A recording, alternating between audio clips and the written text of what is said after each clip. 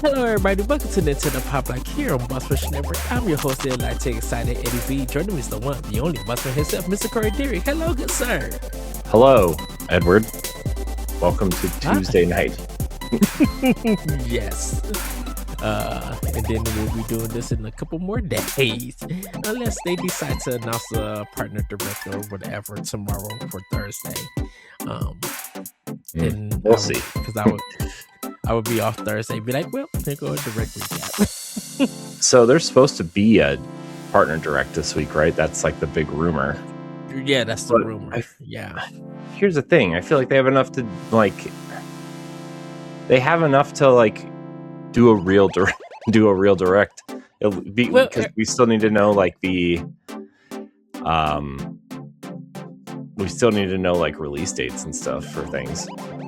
Right. Well, everybody feel like with all the stuff, like mini directs and the announcements that Nintendo's been doing, for the Super Mario Galaxy movie, Tomodachi Life, and Virtual Boy and stuff like that. Everybody's thinking that Nintendo's getting their first party new stuff out the way. So now, when it comes to the third party, we could start filling in dates and stuff like that. But it's kind of weird. I'm just like, how do you drop a partnership direct when Resident Evil is about to be out soon? Dragon Quest VII is coming out this Thursday. Of course we got Mario Tennis, but they already did kind of direct breakdown with that, or commercial breakdown with that. So it's just like, who else are we missing? For games and stuff.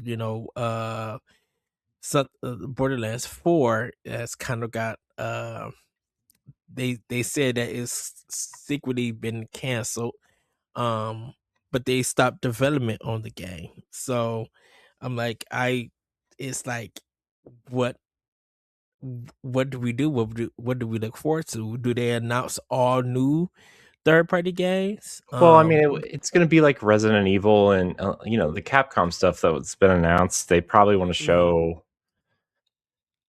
I don't know. There's plenty they could show, right? And plus, I'm sure there's 400 farming sims being released in the next 2 months, so they probably need to show those off. And I mean, because Capcom could drop the Pragmata demo. Yeah, it's been on PC, and if that's popping up, I could see that literally being something. Like, I don't even know if they would do Resident Evil Requiem as a demo, since the game was. I mean, they probably won't do a demo, but they'll probably show it off. Apparently, people have been playing it, and it's a locked 60 in docked mode. Ooh, okay. I don't know if you saw that or not, but that's pretty. And that's pretty big news considering that game, what it is, I know they said the team's been working really hard on it to make it the best experience that people could get on Switch 2. So we'll just have to see with that. And plus we got Monster Hunter Stories 3. So it's less like, the Capcom stuff could be thriving, but it's just like, what is everybody else bringing to the table? It's like, is Microsoft planning on announcing some stuff in a direct as a partner? Is Sony planning to show off the show? Because the box art for the show 26 just came out, and stuff. So I wonder, are they planning to show something in a partner direct and stuff? Yeah, I wonder. It's going to be, I don't know. It's going to be something, I guess. We'll see. But Nintendo definitely needs to show something because I don't know. It's not like this first half is empty or anything. There's actually a lot, right? I mean, Final Fantasy just came out, like we said, Resident Evil, Dragon Quest, Mario Tennis. but we still need to know release dates for Yoshi. We need to know release dates for Fire Emblem. We need to, I'm sure they want to show something Zelda related because it's the 40th anniversary, or Yeah. the rumor about the Zelda uh Famicom, or what is it, the Super Famicom Satellaview system game. That game is supposedly coming to NSO in some fashion. I mean, Metroid's 40th anniversary is this year too, and so is Kid Icarus. So, like, do we get Metroid Prime 2 and 3 remastered? Do we get Metroid Prime 2 on NSO? Do we get the 3DS version of Kid Icarus somehow? Like, I don't know. I feel like we're not going to get. I feel like we're not going to get anything big for anything of these games, but like, I think they're going to want to acknowledge it at some point. Yes. So, yeah, I mean, plus, like, I'm sure Square Enix wants to show off some more stuff, right? Like the Adventure of Elliot. That's that game, Yes. right? They need to show that off again. Dragon Quest 12. They need to show something for that because they'll have their own event for that, I bet, because it's an anniversary stream, right? So, yeah. So yeah, I mean, there's a lot they need to do, I think, but I don't know. If like this spring feels soft, except it's really not. It's actually like jam packed full of stuff. So we'll see. Yeah. I'm sitting here complaining about not, there's not enough games when I clearly have way too many games to play, and I'm sitting here playing a GameCube game still. So, but it's because we know this month of February it's just stack of goodness, and everything, and so it's just like with this kind of being like them last month for winter, the winter quarter, or winter season, I should say, because spring is next month, which comes like early. Like we got spring and daylight savings coming, early in March. We literally like just this month alone. It's just like across the board. It's just so much goodness. For everybody, but like for Nintendo specifically, people are ready to find out what is going to be announced, what indie games is coming, what are the surprise games, and if it's going to be third party, who is going to have the biggest surprise for Nintendo Switch 2. Yeah. So I guess we'll see, but I think I don't know. I feel like it's, besides Fire Emblem, it's time for something bigger. Like and I know they're probably going to wait till like May or June to show off what's coming this fall, but like, yeah, I don't know. I feel like it's time for something a little bit bigger than just what we've been seeing.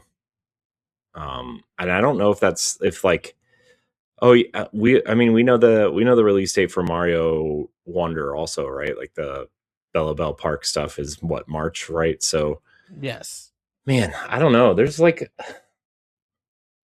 a lot happening, but like it feels like it's missing the big one. And like the big one is obviously Fire Emblem, but like, I don't know. We'll see. But again, like I said, I'm still sitting here playing the GameCube games and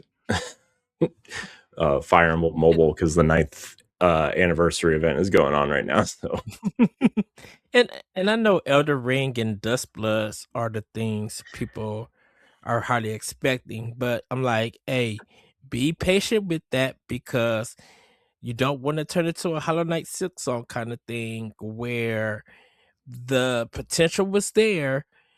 We give in and love it, but it's too difficult, too challenging, and people fall off from it. So I'm just like, let them do what they do. Let Bandai Namco do what they do. Before those two games can get released and stuff. mm-hmm.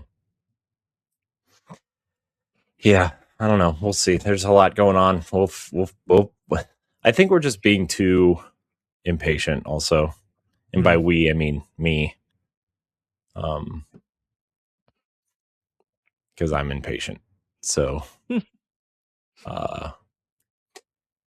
yeah. I think we have a high anticipation for what's coming. Yeah. So we could like just geek out about and be happy and stuff. So, Who's happy, nothing wrong Ed? with that. Who's happy? I am. You are. Oh. We all are. Oh. So. Okay. Well, Corey, how about we get into Snacktendo? What have you been snacking on? I've been not really a whole lot. I mean, we had Chipotle this weekend, I guess. That was pretty good, but I don't know. There hasn't really been much to snack on, really. Had some cookies. Those were good. Some iced Valentine's Day cookies. Ooh. Those were pretty good. But other than that, like nothing major. I don't know. I Just wonder. I don't know. I'm trying not to like eat a lot for the I'm trying to lose some weight. So we'll see. Okay. All best of all when we get to Boston. But dude, the ice, I wonder if they still do the ice oatmeal cookies at Aldi's and if they still taste the same like they did in the 90s and 2000s. I wonder. Or frosted oatmeal cookies. Them ones are so bound big. So I know for me, dude, I've been eating fig Newtons at work. And they've been really good. And I've been once again mixing my apple juice with 7-Up and drinking it like sparkling water. So good though. Just so good. Yeah, I haven't really tried anything new. I had a honey barbecue chicken sandwich from Subway at work Monday. Was really good. They used actually shredded chicken and not the full chicken. I'm like, oh, okay, that's cool. Got to toast it on my herbs and cheese bread and had them add the size and stuff, and then went to work. Because I did not plus because I wanted to see how far the walk was from my job to the place. And it's about if I get off the train, it's about a 3-minute walk to the place. But then walking from the place to my job is probably about 7 minutes. It's not too long.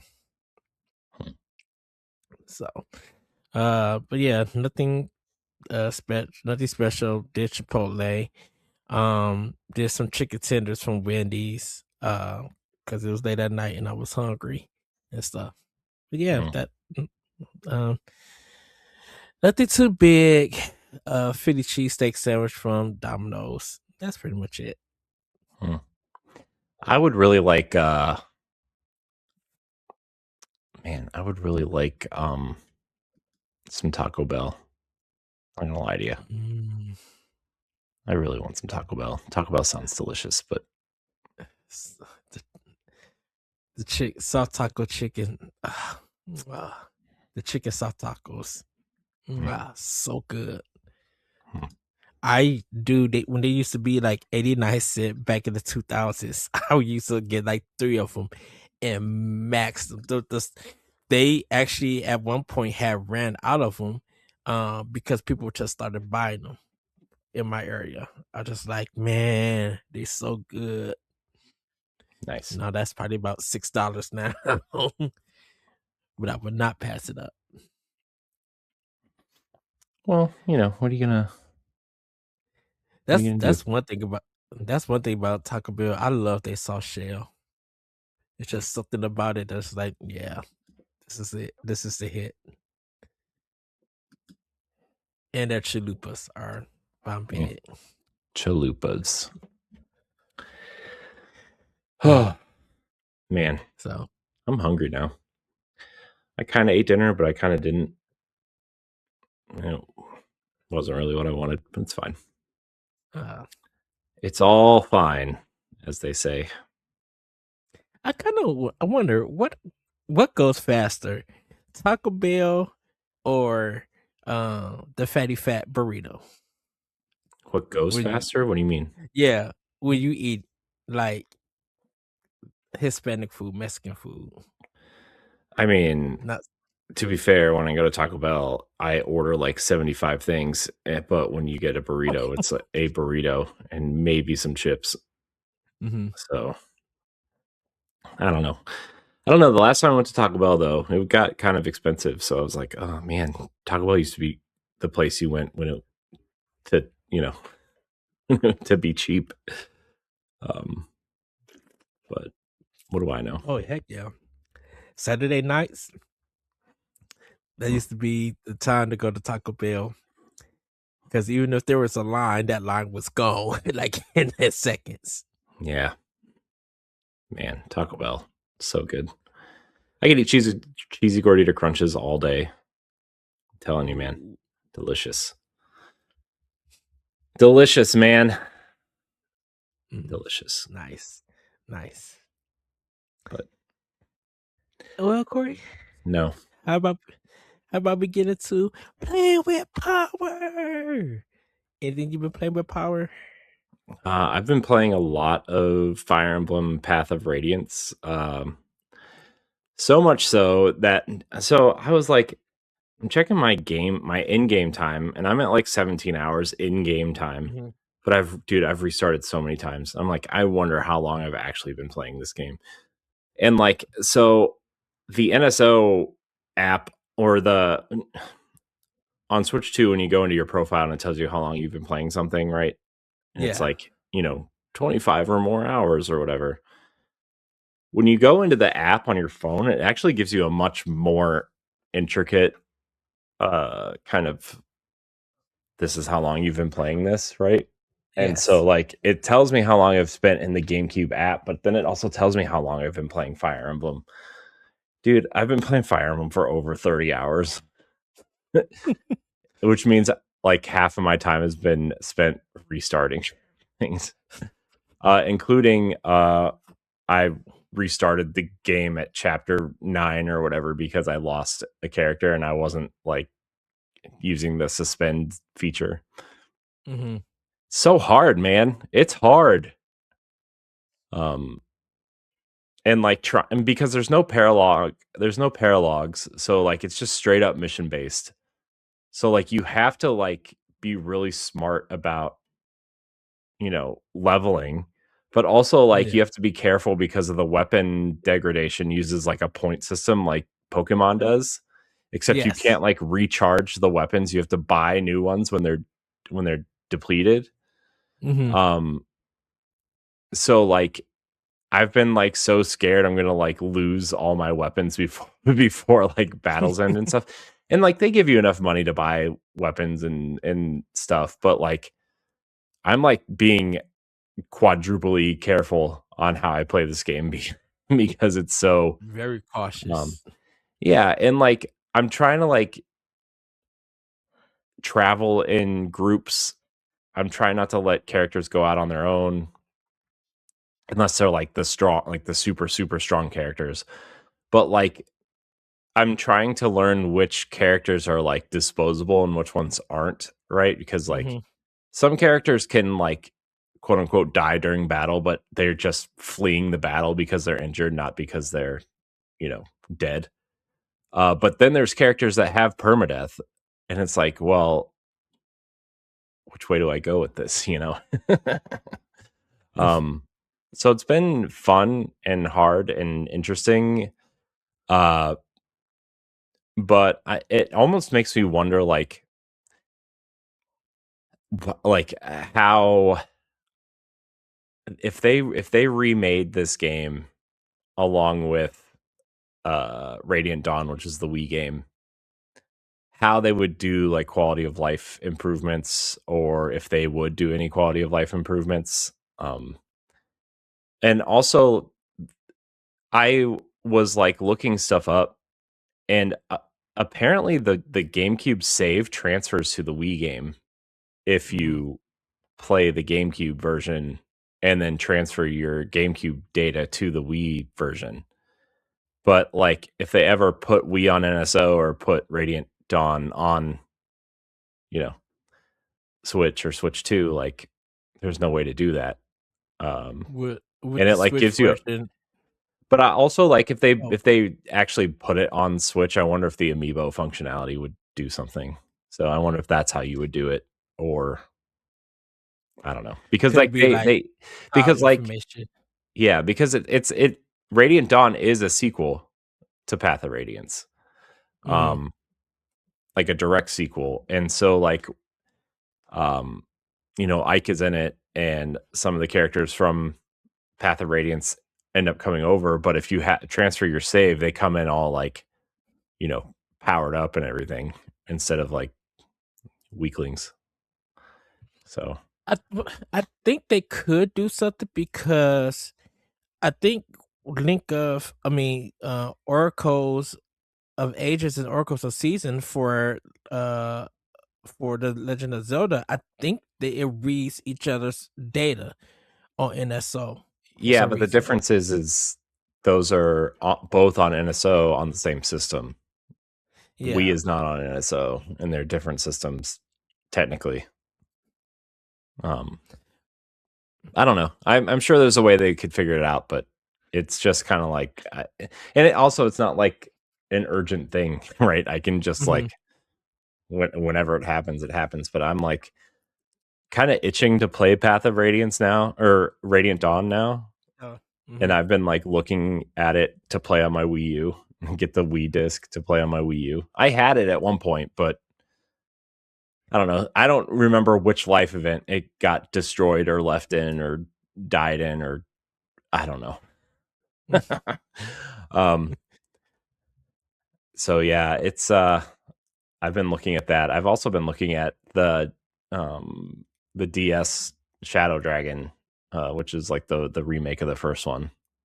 I got the guide because Hmm. I'm planning on getting the game, and I am charging my 3DS because like I'm like in this really big Fire Emblem kick right now. But we'll And see. I kind of want like I think we talked about like having the DS and 3DS games come to Switch Hmm. or Switch or Switch 2 like in cartridge form or something or and everything Well, because I know I Fates got would the be the big NES. one, right? Yeah. Because of the three campaigns, right? But Yes. I mean, But I kind of would love to have Awakening, Fates, definitely Awakening Fates. I would just love to have on Switch 2. I would love to have Or everything. Switch. Here's the thing. I've been really thinking about how Nintendo has really evolved the Switch and the Switch 2 into the like all-in-one platform essentially for Nintendo fans. Hmm. And it's like really the only consoles they're missing are Wii, 3DS, and DS. You know? Yes. Those are really the only consoles they're missing. And like, Just have the Wii U libraries on Switch that you can play on Switch too. I mean, all And the important games except for the two Zelda games, Star Fox and Paper Mario, Color Splash. Paper Mario, Yoshi's Woolly World, but like those games have similar versions on the console, right? So like, Yeah. I But don't know, man. from the Wii U console Hmm. and everything, Yeah, you know. Because I was but thinking of Super Paper Mario. Like mhm, someone posted that on social media and I was just like, oh my goodness, this how amazing that game was on the mhm. Wii. I think it was part of the launch period, I think. It was the first year, I think, because that was the Yeah. first Mario game we got on the Wii. Yeah. And Um, I'm like, it's such a creative and cool game, and it's funny as ever. Still, yeah, I wonder if they would. I wonder if they would actually sell. I mean, they've already sold some Wii games. I mean, Skyward Sword, obviously, right? So I don't yeah, know. I'm of the mind where like the Wii games could just come to NSO, but like there are GameCube games I would buy. I don't know. They're in a position where they could either put them on NSO or let people buy like an HD remaster of them or both, you know? So I don't Yeah, know. because China got the Wii through the tablet and everything. They were selling those games digitally, and I think they ended up cleaning a lot of stuff up so they could look good on the tablet. So I'm just Mhm. like, if that is possible, like they able to clean it up and put it there, I'm like, yeah, because Y- like Yeah. the WiiWare titles, I was watching Contra Rebirth, and you can't buy that no more. You can't play it anywhere unless you have that game on your Mhm. Wii, and it's still playable. That's the only way that you could play Contra Rebirth. You can't play it Yeah. nowhere else. Yeah, that's the thing too. Is like WiiWare and the DSiWare store and the 3DS Mhm. store, like the eShop, right? All those games are like those games are just gone, you know. And like what an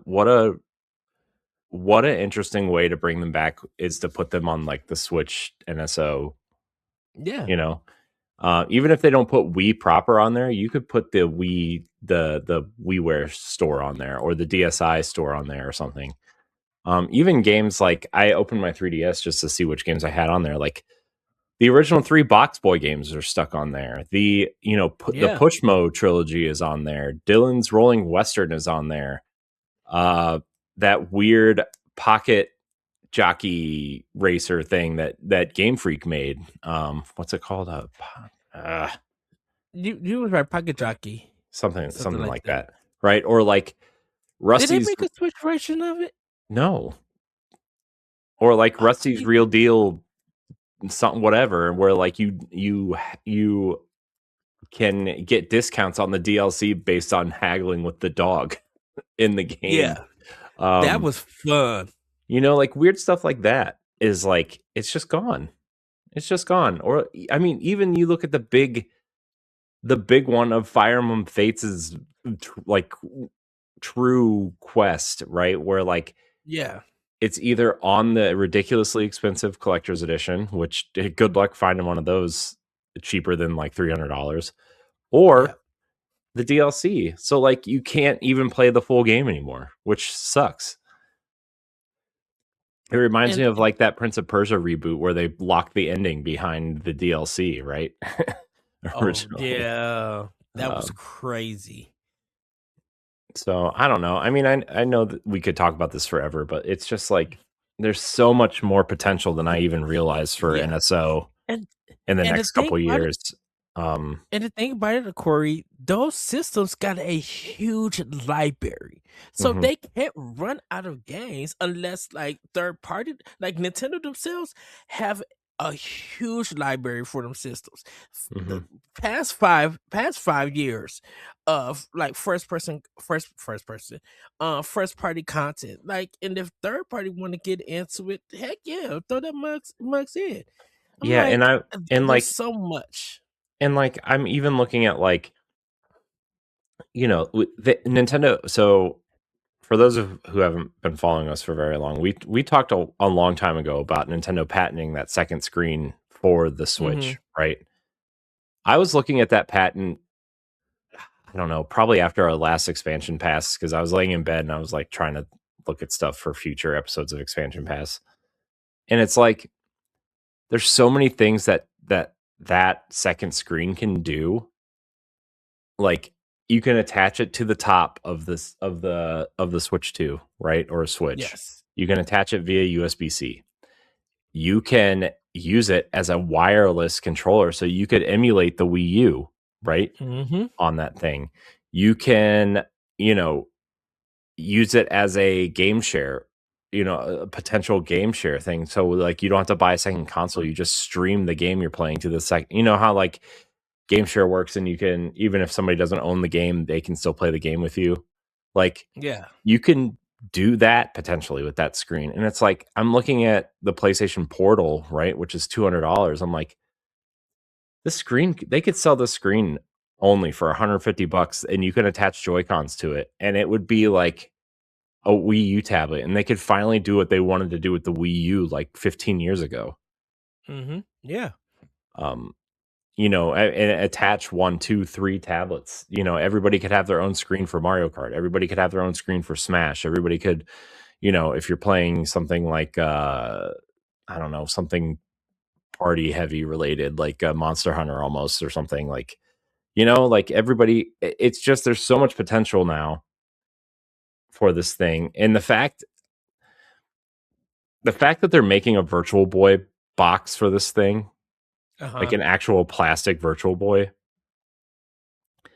makes me think that this screen is coming sometime within the next year, because of like all the things that they could add, or potentially, like, you know give players with this screen. And it's not just like, you look at it, they don't have to do it for like DS games and stuff, right? Because you can technically turn the screen sideways, right? um Yeah. but if you want people to play DS games on the TV, right, you have the second screen, and you could potentially use that as the bottom screen, of the Yeah. DS, and the top screen would be on your TV. And then the games that you have to like close the DS or whatever, maybe they have like a function on that screen that's emulates the fold, right? Like on in Zelda, when you fold this, when you have to like put the map on the lower screen to like Yeah. uh you can mark notes or whatever. They'll probably do what Konami did with the Castlevania DS and 3DS DS games, Yeah, but where sometimes you had to close like the screen and stuff, and I guess they had like some kind of button or something yeah. to like. And I'm trying to think of what they did on the Wii U, because both those Zelda games were on the Wii U. The DS games were on the Wii U. Yeah. And I'm just trying to think of like what they did. I don't know if like, I think the controller had the gyroscope in it, and as long as Hmm. you like tipped it the correct way, or like, kind of flicked it or whatever, it emulated that Yeah. closing, like the DS closing. Yeah. Um I'm trying to think, or maybe you hit We'll like one probably of have the other to triggers, or we'll probably have to look it up after the show. yeah, I just there's so much potential for this thing, and it makes me excited, because like I'm like wanting to get to the old games I haven't played this year, you Hmm. know? I mean, if you really think about it, Corey, like even if Nintendo wanted to make like a $800 bundle of I mean, the Switch 2, like, it wouldn't even have to be that much. I mean, if the screen well, cost, I mean, they could sell it for 500 or $550 with the well, second screen, right? Like, I said that I said the $800 because it will include like the Retro Boy, it will include that, and then the system with Joy Cons, maybe a Pro controller, like the old NES, how it came with the system, the mm, gun and stuff. Like, could Nintendo recreate that '80s NES compact system and then release it, like, because like by the time you get like the Switch to the Retro Boy, if they decide to do a second screen, and stuff like that, and throw in like a 32 gig SD card, um, 32 gigs. that It's like half a game. oh oh or well, they may be able to do like 64, I like mean, the scan disc ones that Nintendo release, and do like, if you could make it a full package and then give them 3 months of NSO expansion and mhm, everything, all of that for $800 as a bundle, that would still be cheaper than buying a Series X and a PlayStation 5, or even some of the handheld stuff. Like, Nintendo could really profit off of that, mhm, for 800 plus the tax and stuff. And then they didn't want to add additional games. You can add additional games and stuff. yeah. Like, like it could be a Black Friday deal or a Christmas deal. Like, we got that old NES model that we had back in the day coming back for a special event. Mhm. Yeah. Oh, I've just really kind of fallen in love with NSO again over the last Mm-hmm. month or so, and I know I've really only been playing Fire Emblem, but I've also been like, I don't know, I played a little bit of uh Mario 2 on Game Boy Advance, and like, dude, Game Boy Advance in pixel perfect mode on a big TV is like the most beautiful thing I've ever seen in my life. It's crazy. He's so good. um you know, and like showing my kids the very first Super Mario Brothers was really fun because they Mm-hmm. are like kind of confused, like it looks ridiculous compared to everything else today. um Like this is an 8-bit, and yeah. And so like I don't know, man, I've just really been itching to play more old stuff, and it's funny that the GameCube is the console that got me to do it, because I mean, obviously I love the GameCube, but like yeah. that's the one that got me to like kind of really explore more of NSO, even though we talk about it almost every week. And and like I said, when we wrote our article, um, was that like we knew that NSO was gonna grow, but I'm like, it's also adding these Japanese games, these Famicom games, and Super Famicom games, and all of this other stuff that never came out. And then, I mean, even with Retro Boy, with 2 games that were finished but that never released, I'm like, that's included in your one payment plan Mhm. and stuff. And that's why I argue with about um Game Pass to get the benefit. I'm just like, put stuff on Game Pass for games that are finished but that got shelved, and put it, if possible, put it on that service so people can get the benefit of why they pay monthly for these games Mhm. and everything. Pay monthly for the service.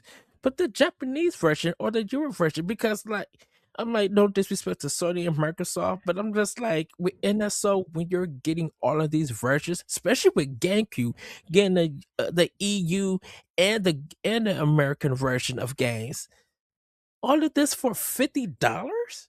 Mhm. That's insane. That's great price and great value for Yeah. people who own the console. Yep. It's great. And like, it's so funny that people still complain that that is $50 a year. It's like, you guys pay like, you pay half of that for a Game Pass, like Right. a month. And now you're forced to pay that if you want to do online gaming on Xbox. Well, you don't, I mean, you can pay the $10 version, but also like I was thinking about that, like I lowered my Game Pass subscription to just the basic one, because Hmm. like I don't really play Xbox all that much right now. But like if I'm gonna go play Destiny or something online, like I need to have online. But it's so funny. Remember when they raised the price of online to like $120 a year instead of 60 or whatever, like Yeah. 2 years ago, and then they stopped, but then they just got rid of it, and now it's just Game Pass Core, which is $10 a month, which is $120 a year, and nobody said anything. Yeah. Oh man, it's just like Just they still got what they wanted. They just changed the name. Man, just outsmart them. yeah. So it's so dumb, man. It's so, I don't know, man. It's going to be so much easier when everything comes to Switch 2, and I just don't have to worry about the other consoles anymore. It's be so nice. uh Uh, hey, but it is Although what it is. I have to play Destiny and Marathon on one of them, so Oh yeah, we'll see. if I was going to choose, even if I had a PS5, I would still play it on Xbox. I'm sorry, I just mean, I'm it's gonna the play it controller. on Xbox because I like the controller, and that's where I get my codes for. But uh, Hey, I with the replaced I replaced my PlayStation, and like as excited as I am for Wolverine, I'm like, I don't know if I'm that excited for Wolverine. um, uh, which is Whatever. weird that no one's talking about a Sony what you got up your sleeve. Like, It's so quiet on the Sony front. It's quiet everywhere. I mean, even like Xbox is like, oh, it's just Playground putting games out now instead of Obsidian this year. Pretty much. Which is like great. Forza Horizon 6 looks awesome, but it's another Forza Horizon game. 6. And then Fable looks great, but like it's fall, so like, you know, I don't know. I'm really excited for Fable though. I think Fable looks great. It feels like the developer direct just like kind of came and went in the sense. It did, and I think it's because like we were expecting a shadow drop, and B, the secret game to not just be the weird. No offense to Double Fine, I think they're a great studio, but like the artsy fartsy Double Fine game, it was the secret game. Like, yeah, that was your secret game, you know. When like in the past it was like Hi-Fi Rush shadow dropped, looked awesome, and like, you know, it's just like, oh my gosh, whatever. Secret of Mana, I think. What? Not Secret of Mana. One of the Mana games. One of the Mana games was that Vision of Mana was the Vision game. So, and then they closed the studio while we had PAX. yeah, whatever, man. Anyways, Fire Emblem though, it's fun. Still fun. Still playing it.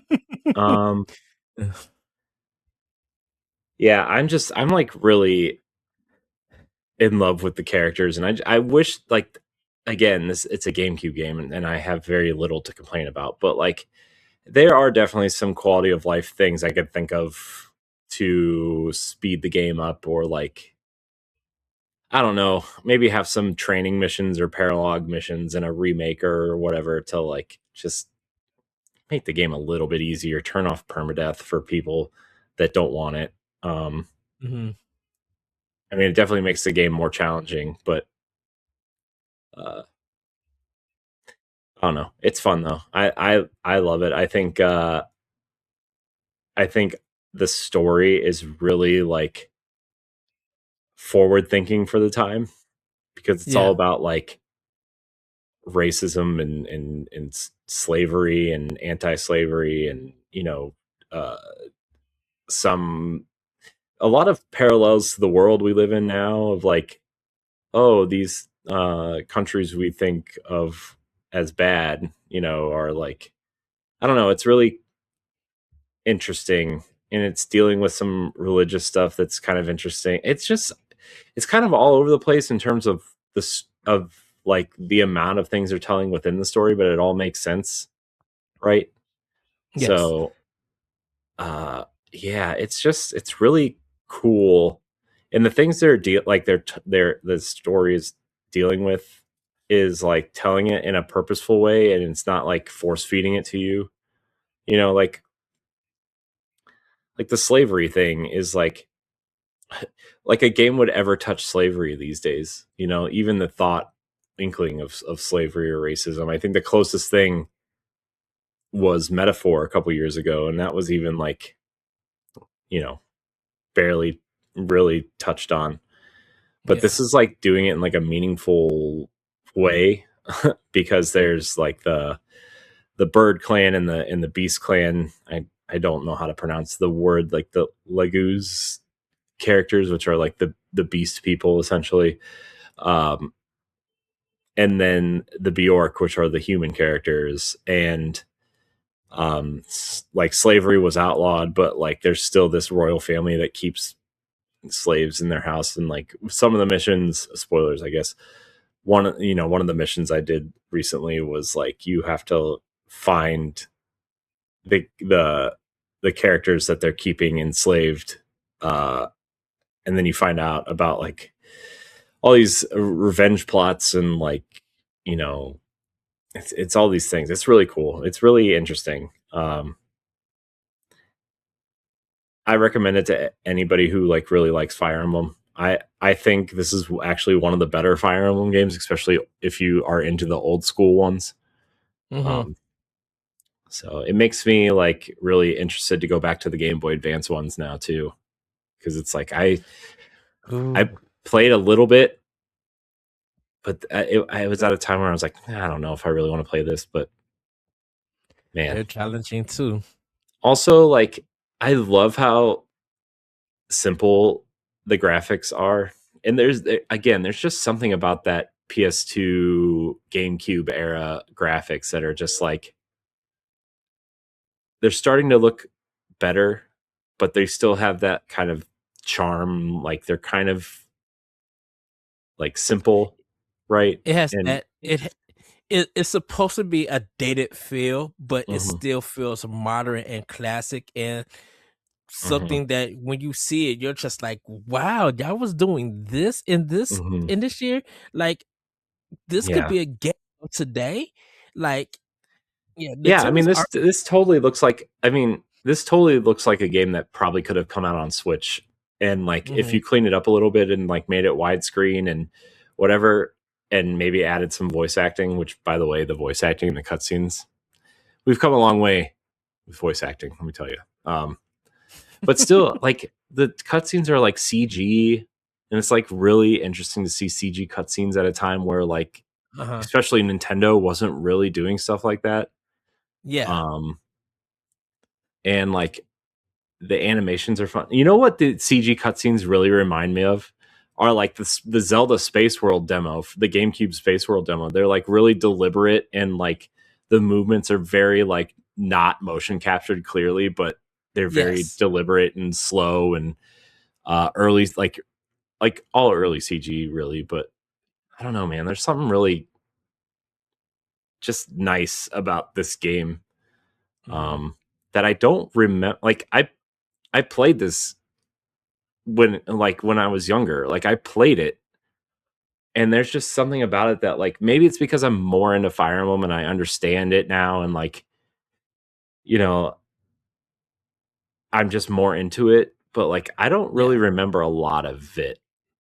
And I think I don't I know I didn't beat it, but I know I played it, and maybe I just stopped playing because it was too hard, or like, I think I also got it at a time when like Zelda was getting ready to come out, and Yeah. I was like waiting for Zelda, and sort of in the middle of Sunshine as well. So it's really great, though. I can't recommend it enough, really. And it like also has characters in it. Obviously, like, Engage is all about, a celebration of Fire Emblem characters, and but then it has like other characters. There's like characters that are in every game, right? Mhm. Like Anna's in it, and she's like, oh, the tutorial person. She tells you how to do things in this one, but she's also like, in Engage, she's like an axe wielder that you find, and in Three Houses, she's just kind of like hanging out. She's like one of the characters that's in all the games, or like, yeah, man, it's good, really good. I have Sorry, I know I'm I rambling now, but um, no, that's all good. I just I keep just thinking of things to talk about. I literally have a feeling, depending on how the summer goes, I think Fire Emblem Three Houses. I think people are gonna be running through.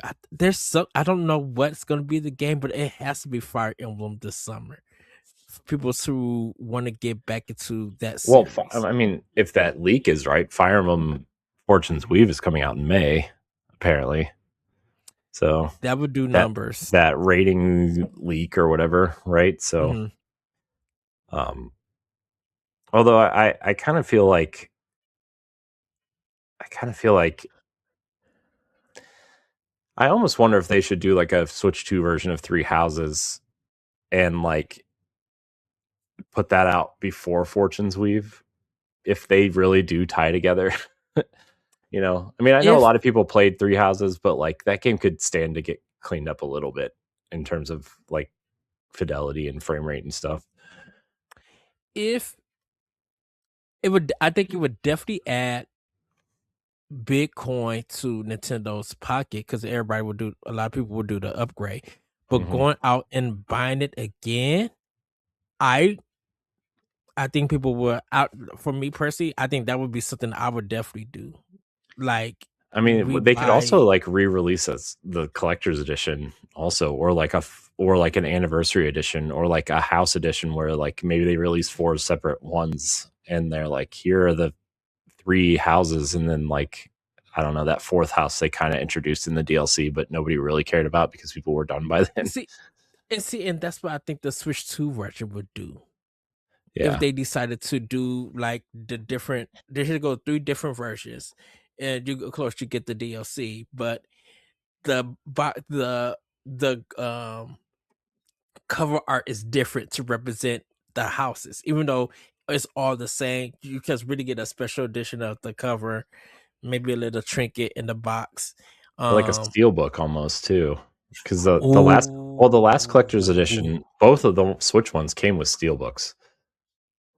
Um, do you think that would be a special edition? Would you just do like an automatic steelbook collector's edition for Switch 2, or would you do like the regular box with the DLC and all of that, but then a steelbook special edition with stuff in it? I mean, you could do both probably. I mean, I would just do both. Because I'm just like I would literally be like, if that got announced and say pre-orders go live right now, I would just have to be like, yep, let me get on it. Here's another $80 or whatever. Mhm. Yeah. Because I know Well, Best Buy would get flooded. yeah. I don't know. I've been looking at the Fire Emblem collector's editions recently again. Mhm. Um, it's so funny how cheap the Engage one is. The Engage one's still like you can get it for under retail. Wow. People don't like that. People don't like Engage for some reason.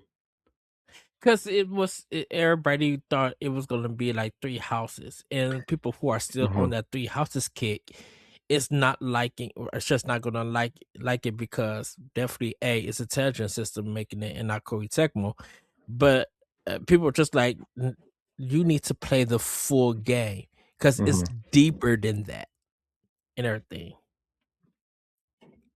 Yeah, And once again, that game I looks guess that's why I didn't finish it the first time around. But uh yeah, I don't know. I liked it, so whatever. Doesn't matter, I shoot. guess. The game looks gorgeous. The voice acting is top tier. The music is insanely good. That soundtrack to Engage is crazily good. Mhm. I just like typical Nintendo stuff, but like the soundtrack is a banger. Yeah, man. So Also, Amiibo. yeah. I've been looking at the Amiibo a lot recently. Man, there is just too many things that I want and not enough money to get it. Which sucks because yeah, and I would really love to like um have these things, but I did order the Ike and the Martha Amiibo though. Oops. Nice. I thought I had Nice. a Martha Amiibo, but I don't. So you're Uh, just like, I need to fix that. Order. yeah, I also thought about ordering the Lucina Figma figure because it's like really cheap right now, but Hmm. I bought 2 Amiibo instead. We'll see. So, All right. Well, for me, playing with Power Wash Simulator 2, I'm almost done with the game. I think I got like about 3 or 4 more places. Right now, I'm cleaning up a mall. Um, Close to finishing up Mio Memories in Orbit. But I have played enough to write my review, so hopefully you guys will see that soon. Um, Truly 2 great games. My Final Fantasy 7 Integrate has finally downloaded. It was a slow down. It took a while to download because I been taking my Switch to work with me, and playing it, and when so I haven't had no internet access to like keep it going, because it's I think it was a 90 gig um download, like a gigabyte download, so it was gonna take a while and stuff, but yeah, it's finally on my system. So I'm excited to play more of it.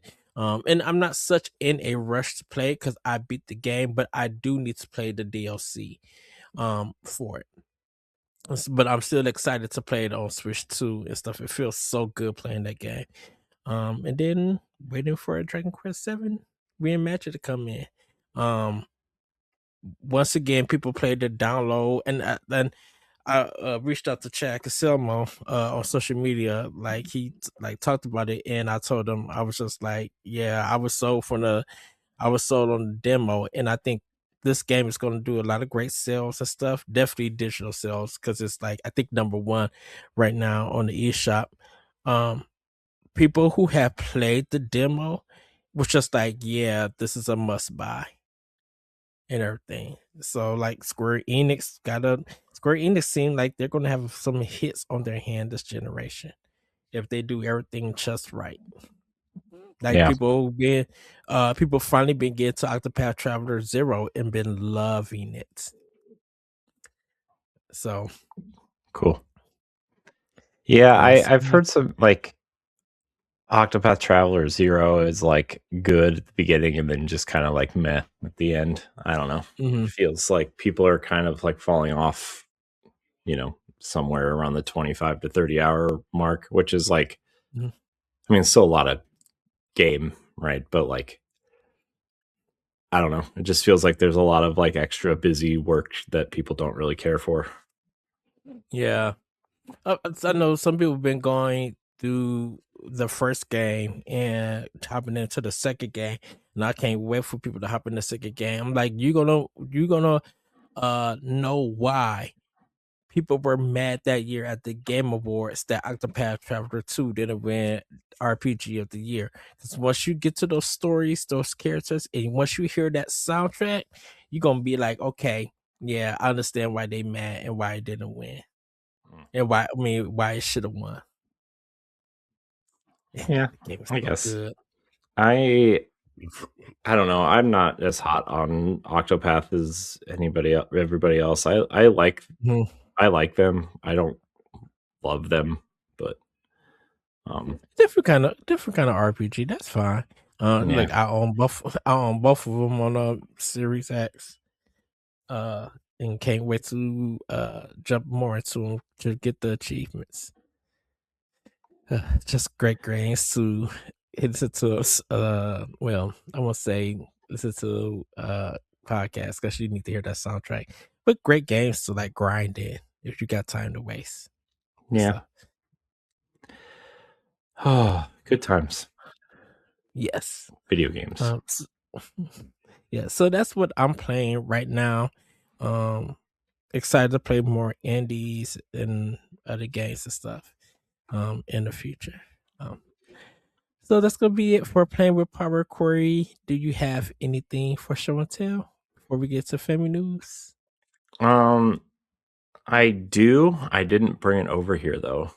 Um but I did get I've been on a little bit of a strategy guide purchasing endeavor Mm-hmm. recently. I got the Fire Emblem Shadow Dragon guide. That came Yes. in. I got a couple. Uh, I got a couple amiibo, but they're not here yet. Really, Mm-hmm. um, I'm like waiting on stuff to get here.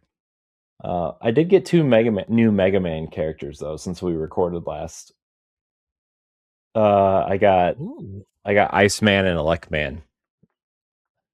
So Yes, I love those figures you sent me. I geeked out too so bad. yeah, so those are here. Those are And they're hanging out. super cool, dude. Yeah, they're really nice figures, and I've heard that like because the line they're doing is most of them are from Mega Man 1 that they aren't like Mm-hmm. selling great, and so they might pause the line of the Mega Man figures. And I'm like, but you're about to get to the characters everybody likes. Because like Woodman and Gutsman are also available, but they're bigger. Like Mm-hmm. they're like hefty looking figures. Like these ones are $24.99, the kind of like the 4-inch ones, but Yeah, uh the Gutsman and Woodman are $34.99. And they're like a little because bit bigger. Yeah, Woodman is Mega Man 2 and Gusman is 1. Mm-hmm. So, yeah, those are available, and then like the Bomb Man Mega Man, the green and white costume is available, and then there's like a helmetless Mega Man from Mega Man 4. But like, I don't know if they're going to continue the line or not. They're like really nice looking figures. They're cool, Mhm. and it'd be cool to like have that whole line of like, I don't know. Here's Magnet Man. Here's uh, And Dr. I gotta say, Wily. Here's Rush and Roll, and I and like the characters people want to see. and I gotta say, the quality looks good. It looks very high quality, Oh even if you yeah, just dude. like photogenic. I'm like, ooh, so here and there for $24.99, that's a very respectable Dude, good price. the fact that they're 24.99 and they're nicer than like the collectible figures that are like, Mhm. I mean these some of the Destiny figures I have, like those were like $80 or $90, some of them over 100. Or Yes. like, the Zelda Figmas I just bought, right? Like those ones are expensive, and it's like these Mega Man ones are like just as high quality as those, maybe better, because they don't Right. like fall over, you know. Um, but yeah, it'd be a shame if they stopped that line of figures because they are really cool looking. They're really nice. Um, but I don't know. It's some I mean, Mega Man, like the Robot Masters are still like kind of. I think everybody has their favorites, which means they're not going to sell as many of the Robot Masters as they will of just like Mega Man, because Mega Man is Mega Man. But I would Mhm. love to see like a Roll and a Dr. Light and a Rush figure. I But kind of like a stand, like a circle stand. So I got if I ever had got one, put them up there like like the boss um the pictures. boss screen. Yeah, Yeah. but actually put them in the way that each boss that she's supposed to use their powers to beat that boss, and then go like in a clockwise. Hmm. Like cut man for electric, electric for ice, ice for fire, fire for Yeah. bomb, bomb for Gus, and then Gus You know what would have been to cool is if the Robot Masters came with the Mega Man that beats them. Like ooh. that color scheme for Mega Man that beats Mhm. them. I think that would be really cool. But again, that's a lot of work for such a niche kind of thing. Right. So, what else did I get? I got something else recently too, besides the nice shelves that I built this weekend. Yes. Um, You said you still got one more coming, right? I built it. It's over here. It's done. It came in. Yeah. Because I know you said I know you when we talked that you was just like yeah I ordered another shelf, but I didn't know if it had came in Yeah, or it was on its way. it came in yesterday and I built it last night and Okay, put it up. So, yeah, because you got the it's done. shelves by It's got my Disney Infinities on it. Um, Not as many Disney Infinities as I anticipated, actually. I have them all, but I just thought it was going to take Mhm. up more room, and it doesn't take up all that much Is room. that the So I one got to you figure out. is that the one you said that it was still you had like 6 spaces left? Well, Is yeah, it I that mean, I one? have a bunch Okay. of free space on this shelf, and I have like, I don't know, at some point, I will redo those shelves and put like, I don't know. What I would really like to do is like put all the Smash characters on a couple shelves and like put Uh-huh. them in order, Yeah. like from of the select screen or whatever. Um, but yeah, I don't know, man. These amiibo are taking forever to come in. I finished the Mario set. Like I have a Yoshi, a Boo, and a Daisy coming for the Mario set. Nice. Although I didn't get the Cat Mario characters yet. So uh Did you got the Super Mario 3D World ones, right? Was it the Wii U one? But the the 3D no, World that's ones. not 3D World. I mean the Galaxy ones? Galaxy, yeah, I because they was in pre-ordered the them. They're wedding not one. coming until April, but I pre-ordered them. I also pre-ordered the Mario Wonder ones because dude, Captain Toad. Come on, got to get a Captain Toad. Yeah, I think I need to order one. I need to get one of those. I But need to go through my amiibos and see what I have. There's also like a bunch that I didn't realize that I had, and then a bunch that I like thought I had and don't have. Mm-hmm. Plus, like, I'm struggling to like, should I put them by set or should I put them by like game? You know, like, because like I have all the Fire Emblem ones from Fire Emblem, the Fire Emblem Mm-hmm. set. There's only 4 of them, but like I have like 7 or 8 of them from Smash. It's like, do I put them with the Smash characters or do I put them with the Fire Emblem characters? It's just kind of like You, that's I, what I'm I, fighting with now. So I think you not should that do it's it like by a series like or Smash like game or by like series, like amiibo series. just a series. Like if you got Fire Emblem, have all the Fire Emblem together, all the Mario ones together, all the Link Zelda ones, or Metroid, or and then if you got ones that's just like by itself, um, Mhm. those could probably like fill any empty spaces and stuff like that. Yeah, Um, I have a or treat them like Mario Kart characters with the extra ones. yeah, right. Um, I have a ton of Metroid ones, and I don't know how I got them. uh, I mean, they've just been sitting on the shelf, so I guess I haven't been like really paying attention. But I have like the Samus Returns ones, I have the Dread ones, and now I have the Metroid Prime 4 ones, and I'm like, where did all these come from? uh, so yeah, I don't know, man. the the Dread one is cool. I like the Dread ones. Yeah, I don't like that's definitely the best suit, but it's not the best position. Like Yeah, she's weird. Like why can't they just be standing in normal poses? they Which had the bothers me. Zero The Suit Smash ones are Samus. like that too, though. They had the Zero Suit Samus for Smash, right? Yeah, I mean, all the Smash I ones are out. I need to find one. I don't think I have that one, and Yeah, I I need would to like get to get one. all the Smash ones at some point. I'm missing 2 Zelda ones, like the Zelda series. I'm missing 2 of them, and Mhm. yeah, I don't know, man. There's a lot of amiibo.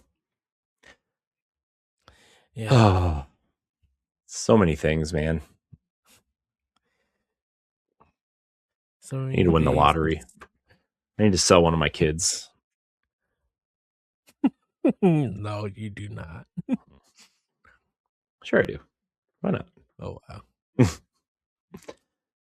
I'll just have another one. I'll just replace it. It'll be fine. I can't. I just can't. I'm just kidding. Man, my body hurts from them, by the way. Miles kicked me in the side of the face the other day, and like I heard my face like crack essentially. Oh no. And like there's like this huge, you can't see it, but there's like this huge bump on the side of my face right here that like you can feel, and it hurts really bad. Oh, and like they look like bags under my eyes, but it's Uh like a black eye essentially from where he kicked huh. me. Oh Um, no. yeah, Hopefully it was on accident. it was, but it still hurts. No. It's fine. It's fine. Um, I don't think there's Yeah, I anything don't. else I got. I've been Yeah, buying shelves and Power Rangers and stuff. So, I think whoops. there's a time. I think there's a Pokemon Time magazine that I need to buy from work. But I'll worry about that later. So, well, everybody, with that, we're gonna get into family news. Corey, take it away. Yeah. So there's a lot of stories here, but none of them are very like big. I'm sure we won't spend a lot of time on them, honestly. But Mm-hmm. um, so this first story is kind of a smaller story. EA is ending support of Apex Legend on Nintendo Switch 2 or on Nintendo Switch 1 in favor of Nintendo Switch 2 support. which is fine with me because it doesn't run very well on Switch 1. But Respawn has confirmed that Season 29 will be the final update for Apex Legends on Nintendo Switch, and the game will no longer be playable on the system starting August 4th. Apex Legends will continue on Nintendo Switch 2 and other platforms. Players can keep playing and making purchases on Switch until that date, and all progress and purchases will carry over to the Switch 2 versions through their EA accounts.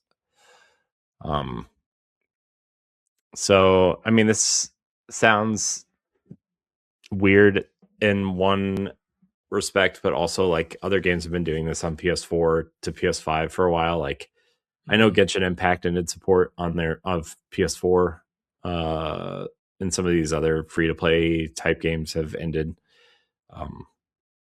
support on previous consoles. So I don't know. To me, this makes sense. So plus, it plays much better on Switch 2 than it did on Switch 1. So. Yeah.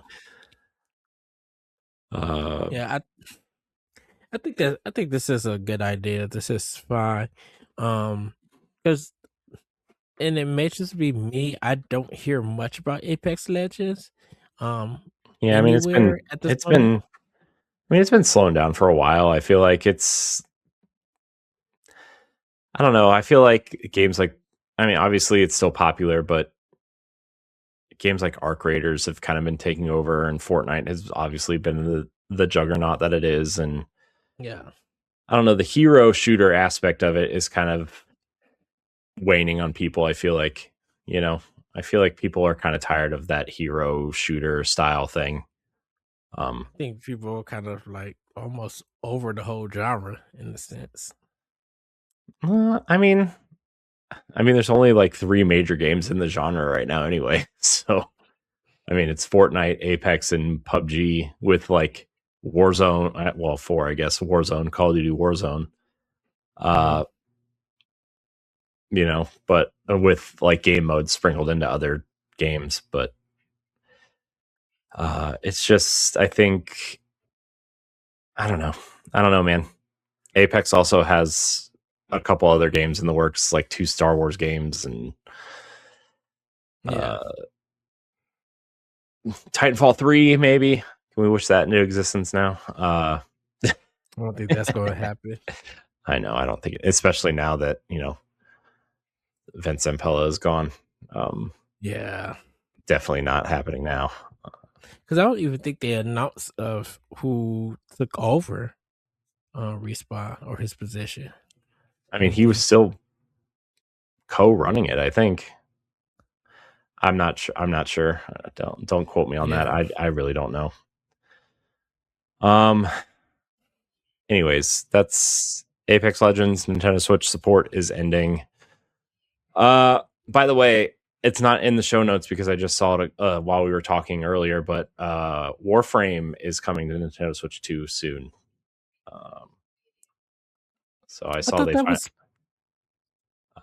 well, they tweeted about it. Here it is. Are you ready for Warframe to shine on Nintendo Switch 2? Our native Switch 2 upgrade will with improved visuals and more responsive combat is in the works. Further details coming soon. This is from the official Warframe Twitter account. Okay. So they were having trouble getting those dev kits. So okay, that's probably why. Because I thought that they had planned for a Switch 2 version for it. Ooh, what's this? Ooh, breaking news. Are you ready? You ready for this? Yes. Caitlin Thornburg's spotlight profile. She's a voice actress. I just seen it on Twitter. Well, go ahead. Talk about it. Her spotlight profile, which is some sort of other kind of like IMDb, I guess. Referencing a Xenoblade Chronicles game coming in 2026. So that's cool. I'm okay with that. Because I don't think she's in any of the games. I'm looking her up. I'm not sure exactly what she does. she I don't know. That's not who I was looking up, guys. Come on. Sorry. Let me type her name in right, and maybe I can. Oh my gosh, if I could spell Ed, spelling is hard apparently. Thorburn. There. That's what I wanted right there. Let's see. She is the voice actress behind Cosmos in the Xeno Saga series. She also voices the character in Xenoblade Chronicles 2. Okay. So she also voiced Nim in Xenoblade Chronicles 2. So Xenoblade Chronicles 2 could be getting a Switch 2 upgrade, update. Yeah, I'm trying to see what other games she's been in. But yeah, that's crazy. That's cool. I mean, because so many people want Xenogears and Saga to come to Switch 2. Everybody want the whole Xeno series now on Switch on Nintendo's platform. yeah, let's see. She I'm like, dude, that's a lot of talking to Square Enix and Bandai Namco. She also voiced Telos in Xenoblade Chronicles 2. I'm on the Nintendo everything. Mm-hmm. This okay. Well, I mean, it wouldn't surprise me if another Xenoblade game is coming out. It's been a while since the last new one, right? So, well, I just thought they were going to work on something new at this point, right? We've been wondering where the new IP is at. I mean, I don't really care about new IP. I just want like new games, not upgrade. Like again, upgrades for old games is great. I'm glad that they're doing that, but like, with Monolith Soft, they need a new IP. I think. See, I don't think they do. I mean, I think, dude, they've been making Xeno games for the last 30 years. They're not gonna, you know what I mean? Which is why they need a new IP. I mean, maybe they'll finally make a new Bat and Kados that nobody asked for.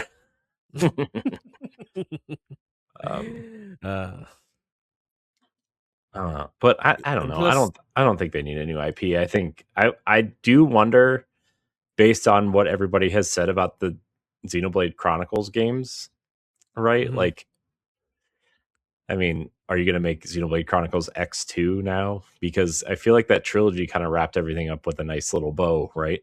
Like, did they leave things open for a fourth game? They did, actually. Okay, well, then never mind. I'll find out this year, hopefully. At some point. Oh, such a much. No, but I think everybody, because we know right now with Monolith Soft, we know they help the Zelda team make their games, and we know that they have the Xeno, series, but it's time for. I know they want a new IP. They put out their ad for hiring more people. Like Monolith Soft has been profitable, so. It's not. Yeah, I mean, they've also been helping on other games too, right? Like you said, Zelda, but they also did Mario Kart and a little bit of Donkey Kong too. So, I mean, they are clearly the studio that you go to when you need help with an open world game, essentially. Right. And I think for Monolith, Monolith Soft is so lucky because they could go dark and be able to work. Because when stuff gets revealed on what they're doing and who they helped out, you'd be like, okay, now that makes sense. Or you get surprised, you'd be like, cool, we can now look forward to it. It's like it's putting them up there with other studios and developers at Nintendo. It just be like, yeah, you could go dark and we'll respect your darkness until you're ready to show us something. Mm-hmm. Yeah. Like same thing with the intelligence system. Like, yeah, you could make another Fire Emblem. You could make another, do all of this other stuff. but we know that we're not going to bother y'all because y'all are working on something that's going to be exciting and amazing. Whether you work with Corey Tecmo or you guys do something by yourself, Yeah. you know. So I guess we'll see if we get something soon. It could be a Xenoblade Warriors game,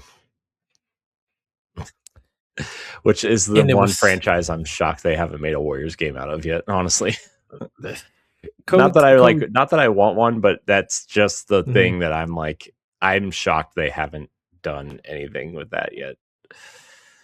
I think Corey Tecmo. Well, I think with Corey Tecmo, I think their big focus now is Neo 3. Because I think some news came out about them. I think, Well, it's coming out soon, right? Neo 3 is coming out yeah. soon, so So I think that's been because Dynasty Warriors Origins came out on Switch too. That's the one that yeah. happened. That's right. So and people have been enjoying that on that system. Mhm. But I know that Neo 3 is their big game that they're looking forward to. Yeah. All right. Well, that Which was unexpected news. Good news. which was look, which Corey, that would shock us if that was in the partner direct for Neo 1 and 2. Be like, oh, was that a PlayStation exclusive? Y'all gonna put No, this I on mean, Switch too? not really though. I don't really care about those games. Those games are old. They should be running on Switch 2. And PlayStation games are already on Switch 2 and That is Switch true. 1. I So, mean, but I'm just except like that. Okay, except apparently PlayStation doesn't have a Switch 2 dev kit cuz MLB it was announced that MLB The Show was not coming to Switch 2. It's only on Switch 1. that is right. I thought, So, but it's I mean, playable on Switch too. yeah, So, but I mean like it's they didn't make a Switch 2 version, which is surprising. So, hmm, um interesting. yeah. Well, we'll see. Yeah. Hey, guess what? What? Apparently, Nintendo said that owners of Nintendo's 2019 Labo VR kit will be able to use the cardboard peripheral to play Virtual Boy. Yeah, I seen that one. Jeez. Oh, crazy, man. Yeah. I'm sorry. I'm just like reading all this other stuff. Like, I'm glad they put out a bunch of news just now. It's fine. Whatever. Let's go on to the next story. Yes. Nintendo has issued a statement on the controversial dispatch switch censorship. Nintendo has released an official statement addressing the removal of the quote visual censorship toggle on dispatch on Switch and Switch 2. Developer Ad Hoc explained the change was made to meet platform specific content guidelines. Nintendo clarified that all games on its platforms must meet established content and rating requirements, noting that while it informs partners the titles don't meet guidelines, it does not alter developer content or discuss specific criteria. The situation has sparked community speculation, though both parties have now provided their official responses. Yeah, I don't know, man. I mean, if you've seen some of the junk on the eShop, I'm quite shocked that anything was censored in Dispatch, but that's just Dude, they got a thing me. called like there's a game on there called like hentai notes. I'm just like, One game? There's probably about 40 games hmm? called that in I know, one version or another. I know, but just using the word hentai in it, just like I know. no. Good. Then there's a picture called Call of Beauty I know. with some girl. Dude, I was just like, Microsoft should sue whoever this is. This is ridiculous. I know. It's bad. But I don't know. I don't really have anything else I don't have anything to say about this. It's just like, it's I don't know. It's It's nonsense. weird. I don't know. People got mad too about certain games on PlayStation being censored in the last couple years. So, Yeah. I mean, I think a lot of these places and a lot of these platforms, like I get the people that are angry, but also like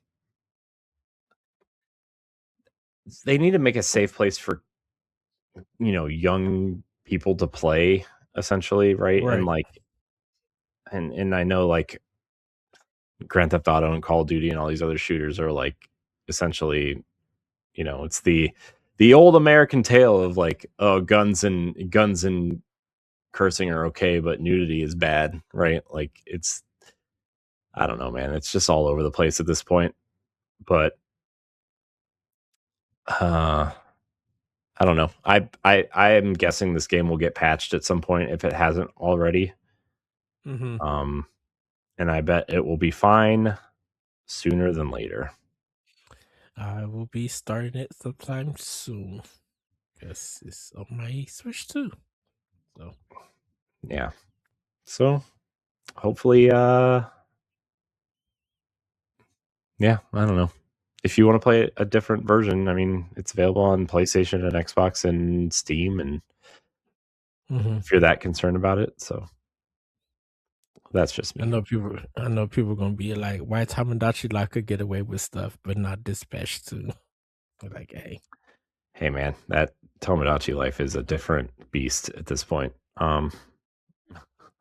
someone tried to call it woke when Nintendo has gone woke. I'm like, Come sir, on, really? no one is caring about what you have to say. Yes, Stop nobody trying to cares. get attention. Nobody cares what Tomodachi Life has to say, right? Like, I'm here for the drama for that game. So I'm I just want some gonna big avoid that drama. game at all costs because it looks scary. Let's be honest, it's creeping me out. Mm. So, by the way, if you're looking for Animal Crossing amiibo, they're all like less than $10 on Amazon right now. So Nice. I just bought a Rossetti amiibo for $5.99. I don't even play Blessings. Animal Crossing, but it's funny. So, all right. Sorry, I'm all over the place today. GDC survey shows strong developer interest in Switch 2. Shocking. 39% of developers are interested in developing for Nintendo Switch 2, putting it nearly on par with PS5, Steam Deck, and at both 40%. While PC remains ahead, Switch 2 is significantly more popular with developers than Xbox. Shocking. Probably because there isn't going to be an Xbox next gen. Audience reach remains. That's something that you might talk on your Xbox podcast. No, I But mean like yeah, a traditional Xbox, like how we know it. AMD came out and said they some things today, which makes me think more than ever that the oh Xbox is just going to be a PC. So you did read it. yeah, Okay, because I was just like, yeah, AMD said that they'll probably have the system ready for 2027. So I'm just like, great. good luck with that Xbox. Oh. Anyways, But continue, Corey. I'm sorry. audience reach remains a top factor when choosing platforms. With more dev kits expected and a strong 2026 lineup ahead, interest in Switch 2 is likely to grow. That's probably why the percentage isn't higher, is because people don't have dev kits. Yeah, I think Nintendo gonna probably change that. I think they hopefully be able to get more out this year and stuff. Yeah, Because I just wonder if they just didn't still have enough ready, I mean, I'm sure that's it. and stuff. Yeah, the way that the economy's changing and their pricing and getting these pieces from these manufacturers and chips and stuff, that's probably why. Mm-hmm. And stuff. So I'm like, if that situation gets resolved, I think that we'll see more dev kits from a lot of people. Definitely from third party, but actually, yeah, for everybody, third party and indie and stuff. Mm-hmm. Yeah, I mean, we'll see. I'm sure a lot of the indies will probably be, we'll say, less prioritized now that Switch 2 can handle third-party games, and they want Mm-hmm. more indie, like especially like pixel art games, to use Switch 1 dev kits. Yeah. So we'll see. All right, Ed, let's talk about NSO because we haven't talked enough about that already. Did you skip the Google one? I did. Okay. I'm not. I don't know. I'm not that interested. I don't have anything to say about it. Yeah, I'm We'll still I we'll did do that after this one then. yeah. NSO rumored to get 2 more classic GameCube games after a supposed leak on Walmart's website. Uh, Walmart Walmart listing briefly suggested that Metroid Prime 2 Echoes and Pikmin 2 were coming to NSO, the GameCube library on Switch 2, sparking speculation of an accidental leak. Nintendo has since Okay. clarified that the image Before you shared with the retailer was incorrect. because I was confused about that. I'm like, wait, huh? That's like two separate things. I mean, it's not though. If you're advertising GameCube and you have GameCube games on there, both those games are GameCube games. It's not that Yeah, confusing.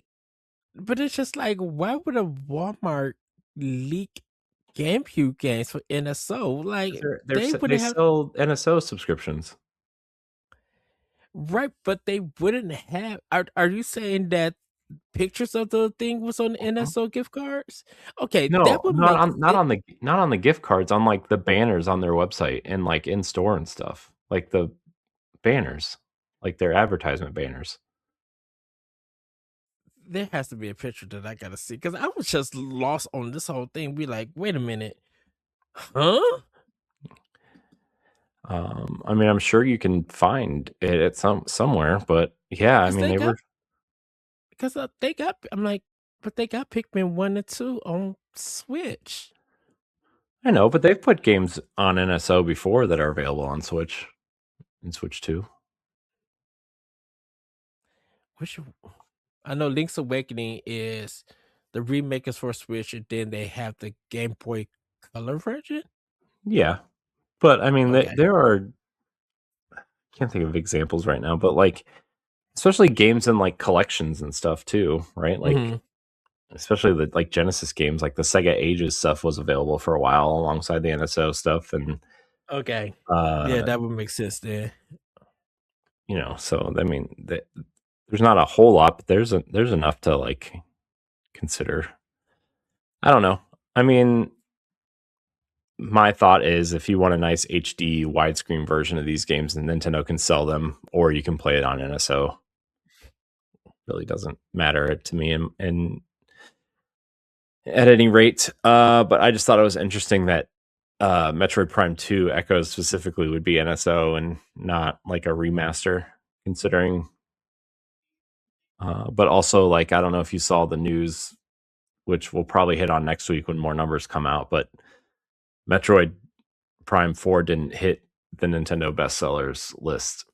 Yeah, it didn't hit past 1 million. That Yeah. and Harbor Warriors, Age of Calamity. I mean, Yeah. Age of Imprisonment, which I suspected.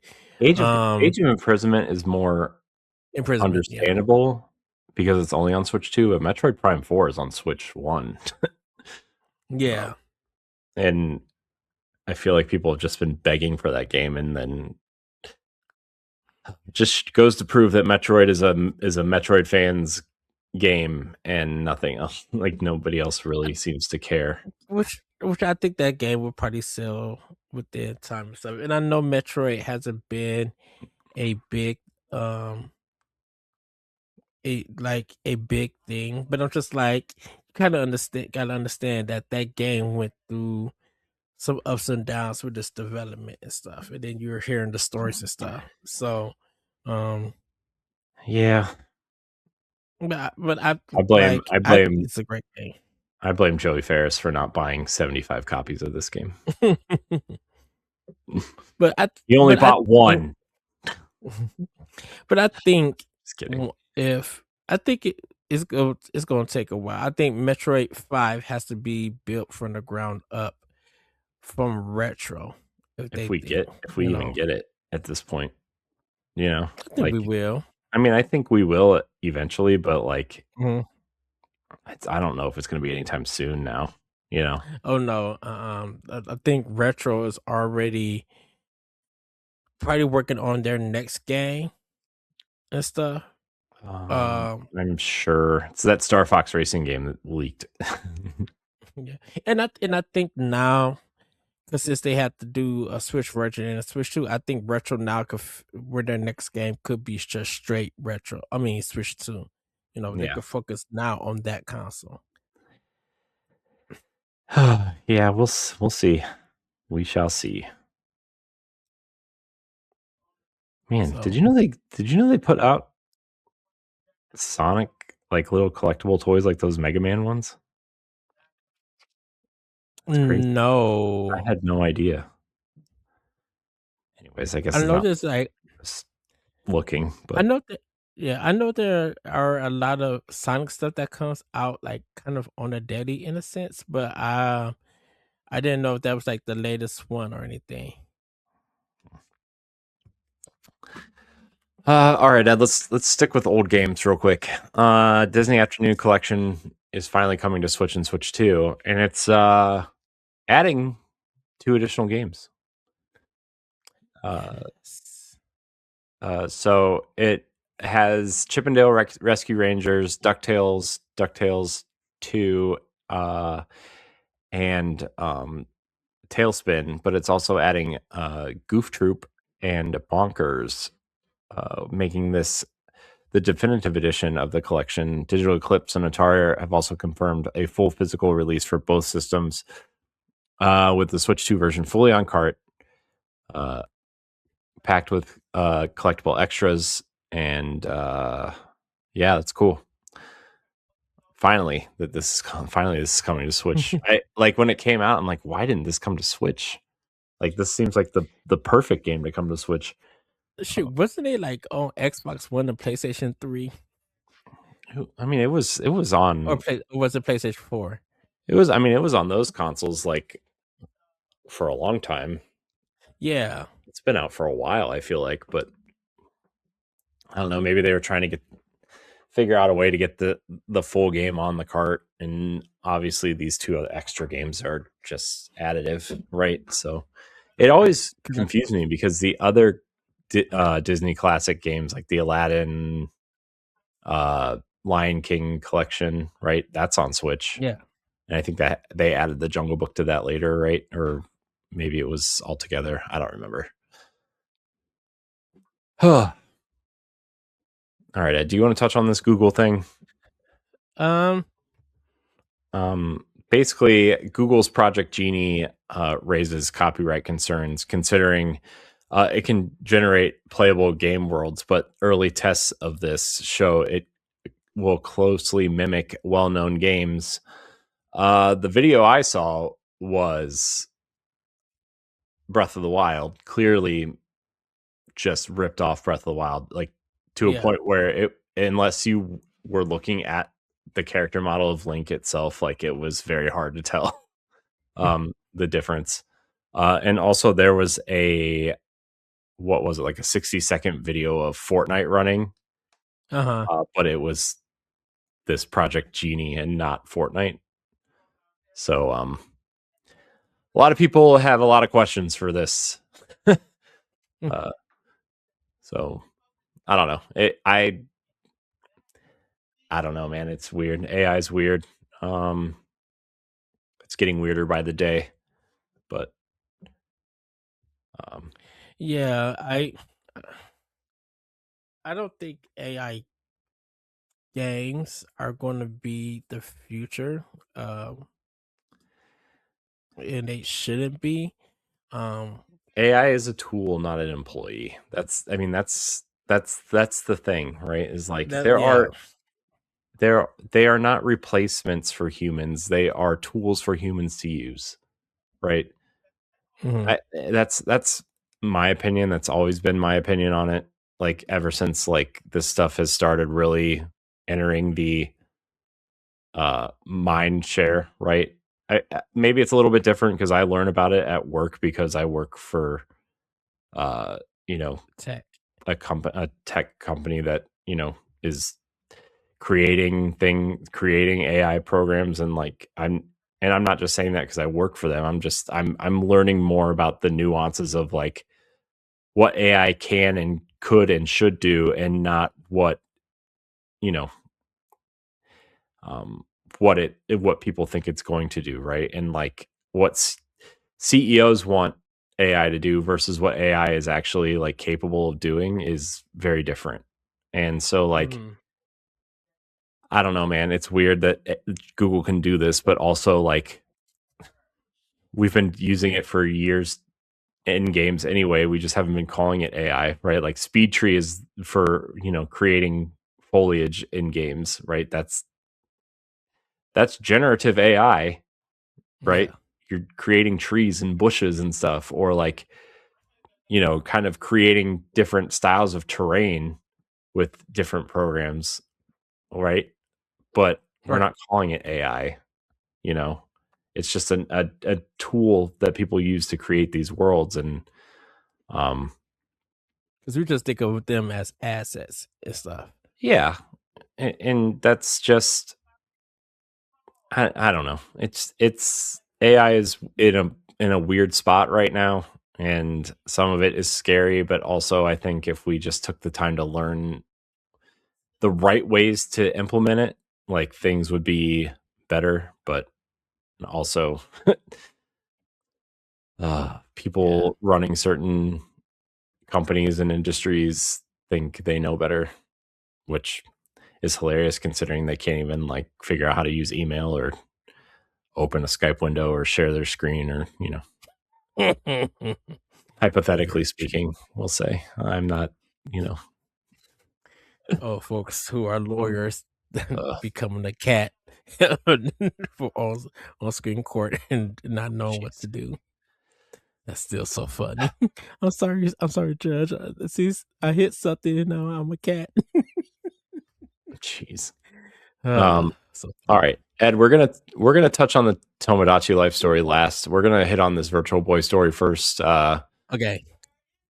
They did reveal the Virtual Boy lineup, launch lineup, and they also confirmed that 2 unreleased games are coming to NSO in 2026 for the Virtual Boy, which is Mhm. interesting. Nintendo has announced the launch lineup for Virtual Boy for NSO. It will be the service will debut with 7 titles, including Virtual Boy's Wario Land, Galactic Pinball, and 3D Tetris, with more games planned in the future. Nintendo also confirmed 2 previously unreleased titles will arrive in 2026, including an F-Zero spinoff, Ed, Yes. alongside features like rewind, save states, control remapping, and future screen color options. So you can change the color from that black and red screen to like, Mhm. I don't know, blue and black. I don't know.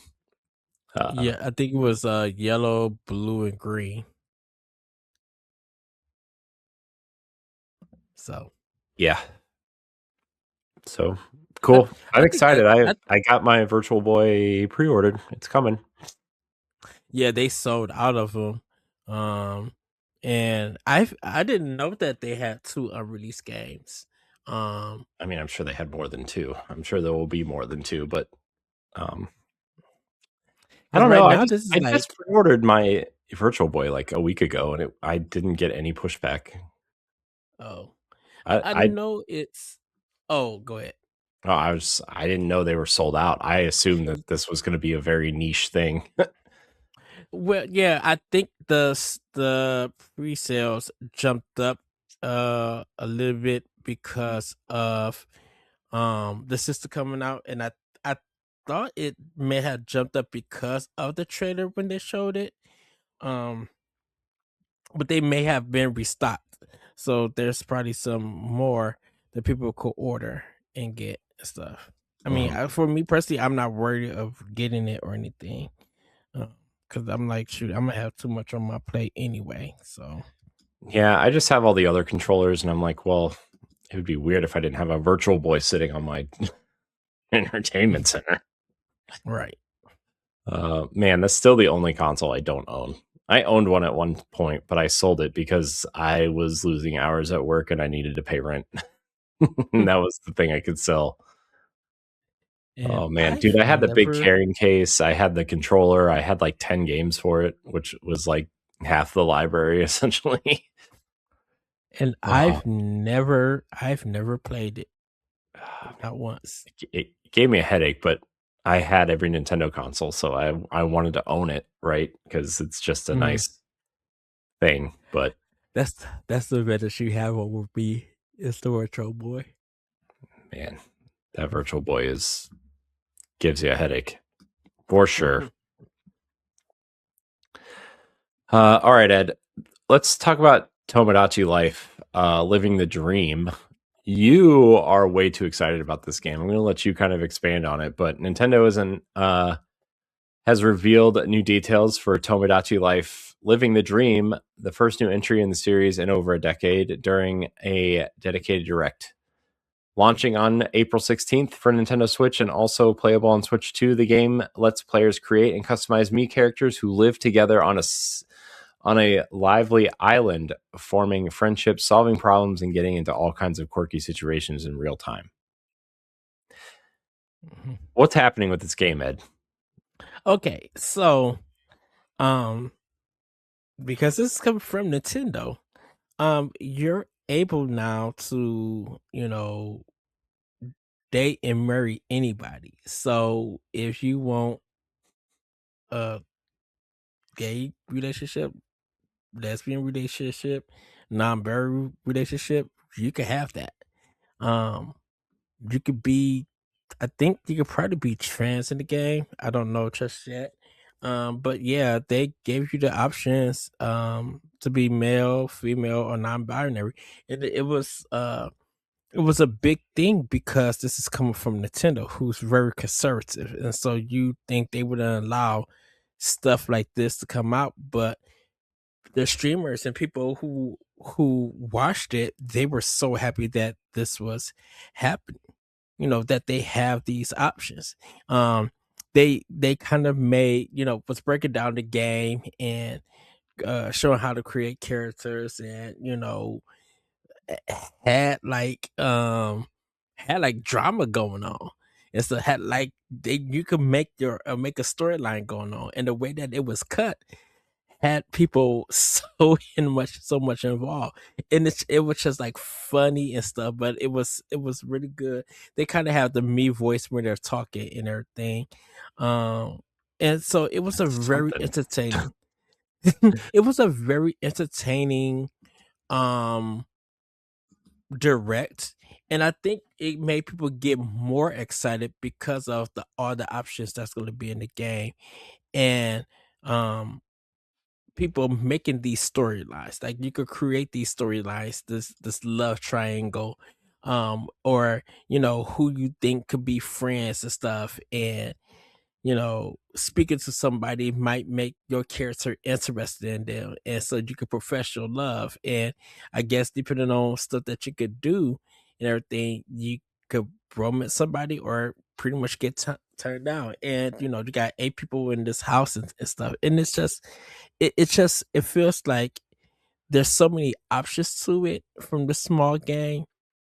And if possible, if people could like make a soap opera out of Tomodachi Life, like capture videos and edit it and put out a soap opera thing from Tomodachi Life, people be very interested because so many people who was watching it, like content streamers, like you see their reactions and stuff, were so involved. I even got involved. I'm like, is she gonna what's gonna happen? And then all of this other stuff was happening, and I was laughing. But I'm just like, Nintendo telling a story through Tomodachi Life. This is kind of cool and everything. And it was just so amazing to see. But yeah, the preference stuff and to create a character like Mii's and things like that coming from Nintendo. It was just something that were just like, man, they really are opening themselves up. And if they allow stuff like this to happen from Nintendo, whether it's E or T or whatever, I think people would be more happy because now they know that we're in an age that like stuff like that is just acceptable. If people got a problem with that, that's on them. They have to deal with that situation. But I'm just like, people who buy this game and feel like they're being seen, being accepted, like that could lead to more sales and stuff. Mhm. And if it's done right and stuff, um that kind of opens up the door for Nintendo to be like they are being more, they are family friendly, but they're also caring about people who don't have a family and stuff, and who love games like these casual kind of games and stuff, um and everything. So I think because of that direct and people laughing and loving and enjoying it and it having fun made more people interested, and we could see this game selling at least 1 million. You know, I think people who made it a political thing, well, they made it a political thing because they wanted to make it a political thing. Yeah, even though it has nothing to do with politics and stuff. It's, giving people that option and stuff. Because it's like, why make it a political thing? But if there was Mass Effect showing the same thing, people would be all over it and stuff. But I just thought that the direct was so nice and so good to watch. It was funny. It was charming. It had a balance of educating you on what you can do, and there's still more secrets on this game and stuff. So yeah, that's all I had to say. Yeah, I mean I mean, that first, I didn't watch this direct, but I know it's like man, it was weird when I saw it the first time, that like weird voice that they do, and Mm-hmm. it's just something. It was something. But I'm glad people are excited for this. It seems like people are way more excited for this time around than they were the last Mm-hmm. time. So, um, yeah. All right, Ed. Let's get into Pack Watch. Ed, Yes, let's get into Pack Watch. I said let's backwatch. No, I need more. I need more excitement. Backwatch, yes. Okay, good enough, I guess. Backwatch. Here's Time what for Backwatch. Yes. here's what's coming to Nintendo Switch. Nintendo Switch 2 this week. Really, only two heavy hitters. Dragon Very Quest VII true. Reimagined for $59.99. Set sail on an adventure spanning past and present in Dragon Quest VII Reimagined. As a bright-eyed young fisherman's son, you've lived your entire life on the peaceful island of Esterd. Your journey begins with a simple question: is there more to the world than the small island kingdom? On a quest for answers, you and your childhood friends discover a shrine of mysteries and are swept back in time. There, you uncover the shocking truth that entire lands have been sealed away by a malevolent force. The fate of the world now rests in your hands. A lot of people are excited for this. It looks great. It looks fun. So, and then PGA Tour 2K25 makes its way to Nintendo Switch 2 this week. No price was listed though, which was weird. Step onto golf's biggest stage. Improve. You can rise among the greats. Compete in ultimate tests, the PGA Championship, the U.S. Open, and the Open Championship. Make their way to PGA Tour 2K debut.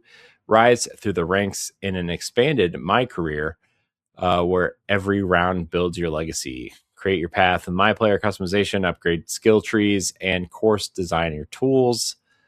Then take your shot against the best in ranked, casual, and cross-platform multiplayer. So, I mean, I think Dragon Quest VII is probably the big one for this audience specifically, right? I mean, Yeah. Don't get me wrong, PJ Tour golf games are fun, but I think most people are just waiting for the next Mario Golf or are playing Hot Shots Golf if they fixed it or whatever. So, very true. A couple updates this week, Ed. Sega and Ryuga Goku Studio have addressed player concerned over graphical issues on Yakuza Kiwami 3 and Dark Tide Switch 2 in the demo, clarifying that the demo doesn't reflect the final game and that the version 1.11 patch will fix lighting and other issues when the full game launches on February 12th. Nintendo's first Splatoon 3 update in 2026 adds visible health bars for enemies and teammates in multiplayer, giving players clearer feedback during battles while also introducing features like flow aura, improved hit detection, and stealth jump. That's interesting for the health bar thing. I'm like, oh. Yeah, I wonder if we ever needed it and stuff. Yeah, I mean, I guess it's nice to have, I guess. Mm-hmm. And then Terraria's massive, bigger, and bolder update, version 1.4.5, is now live on Switch, adding over 650 new items, new seeds, Dead Cells, and Pow World crossover content, major quality of life improvements, visual and audio enhancements, expanded world mechanics, and extensive crafting, inventory, and modding updates for players to explore. Man, Terraria is still a thing, huh? Yeah. Man, that's crazy. These games, man. It's like Minecraft, Terraria, and Stardew Valley just never go away. I mean, I'm not complaining. It's just like they're always around. Is it something that Stardew Valley supposed to be coming soon? I think. There's a Stardew Valley Switch 2 version coming, and they're also adding some sort of multiplayer component to. Okay. I mean, I think there's already multiplayer, but it's some sort of, I don't know. It's some sort of multiplayer update for something. And then he just gave out a whole thing on he's not abandoning the Haunted Chocolatier either. He's just that's it. Yeah. Busy. So whatever, man. Yeah. He made this game by himself. He's like richer than all of us combined, so he can kind of just take his time. Yeah, he said, I'll reveal who it is on anniversary day. 2 more marriage candidates for the update. All right. So NSO added 2 Game Boy games as of today, this recording. It's Balloon Kid and Yoshi for Game Boy. I loved Balloon Kid as a kid. I remember playing the crap out of it. It was really hard, but it didn't matter. It was still fun. I've never played the Yoshi game for Game Boy, but I don't know. I assume it came out kind of that mid Game Boy life cycle before Pokemon revitalized the Game Boy, but also like I'm assuming after Super Mario World, right? Like, yeah. Is this just a different version of like Yoshi's Cookie for NES? Is that what this is? Yes. Okay. All right, Ed. No, I didn't see anything with Nintendo music, but yeah, Tomodachi Life 3DS music dropped. Oh. I think it dropped on the day after the trailer dropped. I think the music went live for it. Because I see it on it says surprise Tomodachi Life's 3DS soundtrack has been added to Nintendo Music. Okay. Well, I think so. All right then. All right. Well, let's get into listener questions, Ed. Yes. Remember, you can email us at nintendopowblock@gmail.com. You can look for the question threads on social media or join our Discord.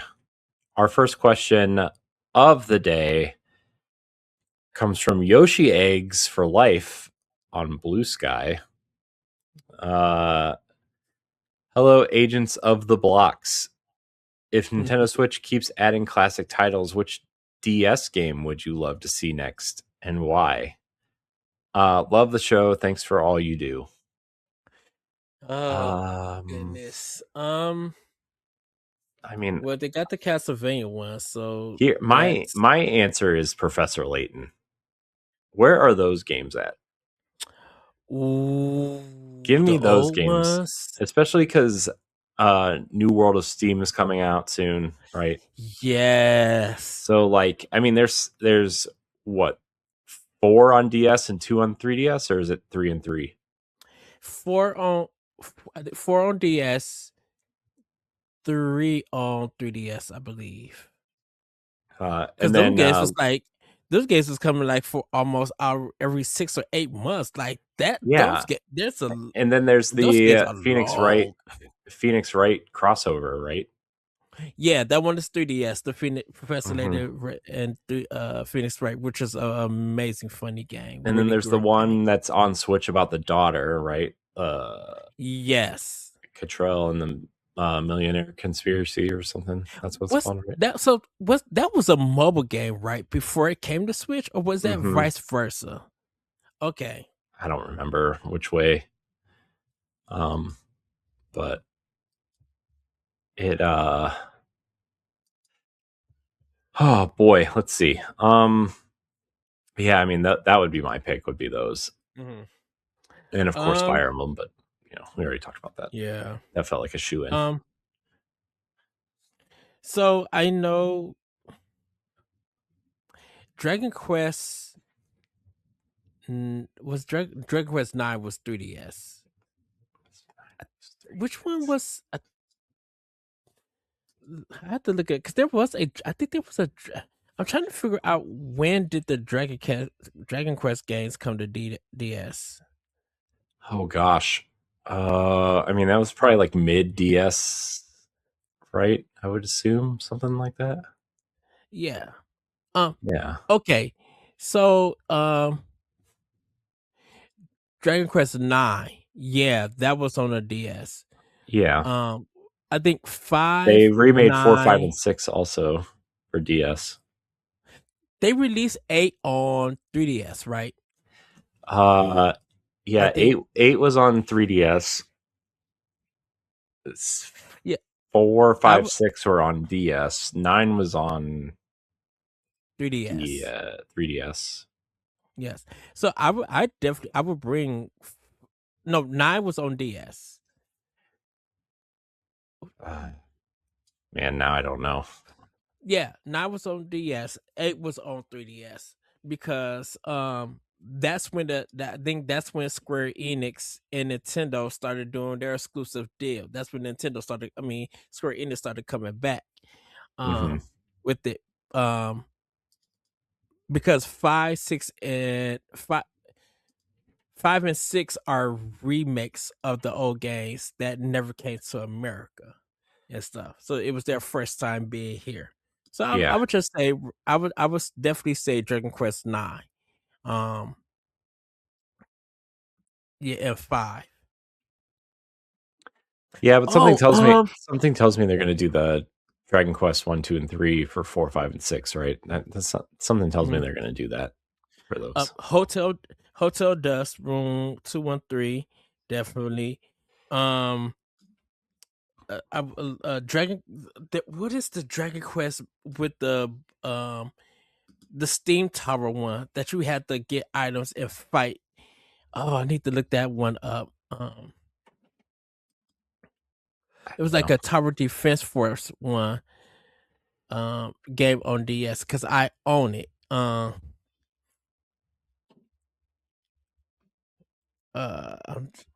Yeah, I don't know. um Okami was on Dragon Quest Heroes Rocket Slime. That's it. That was DS. Rocket Slime. Great game. Um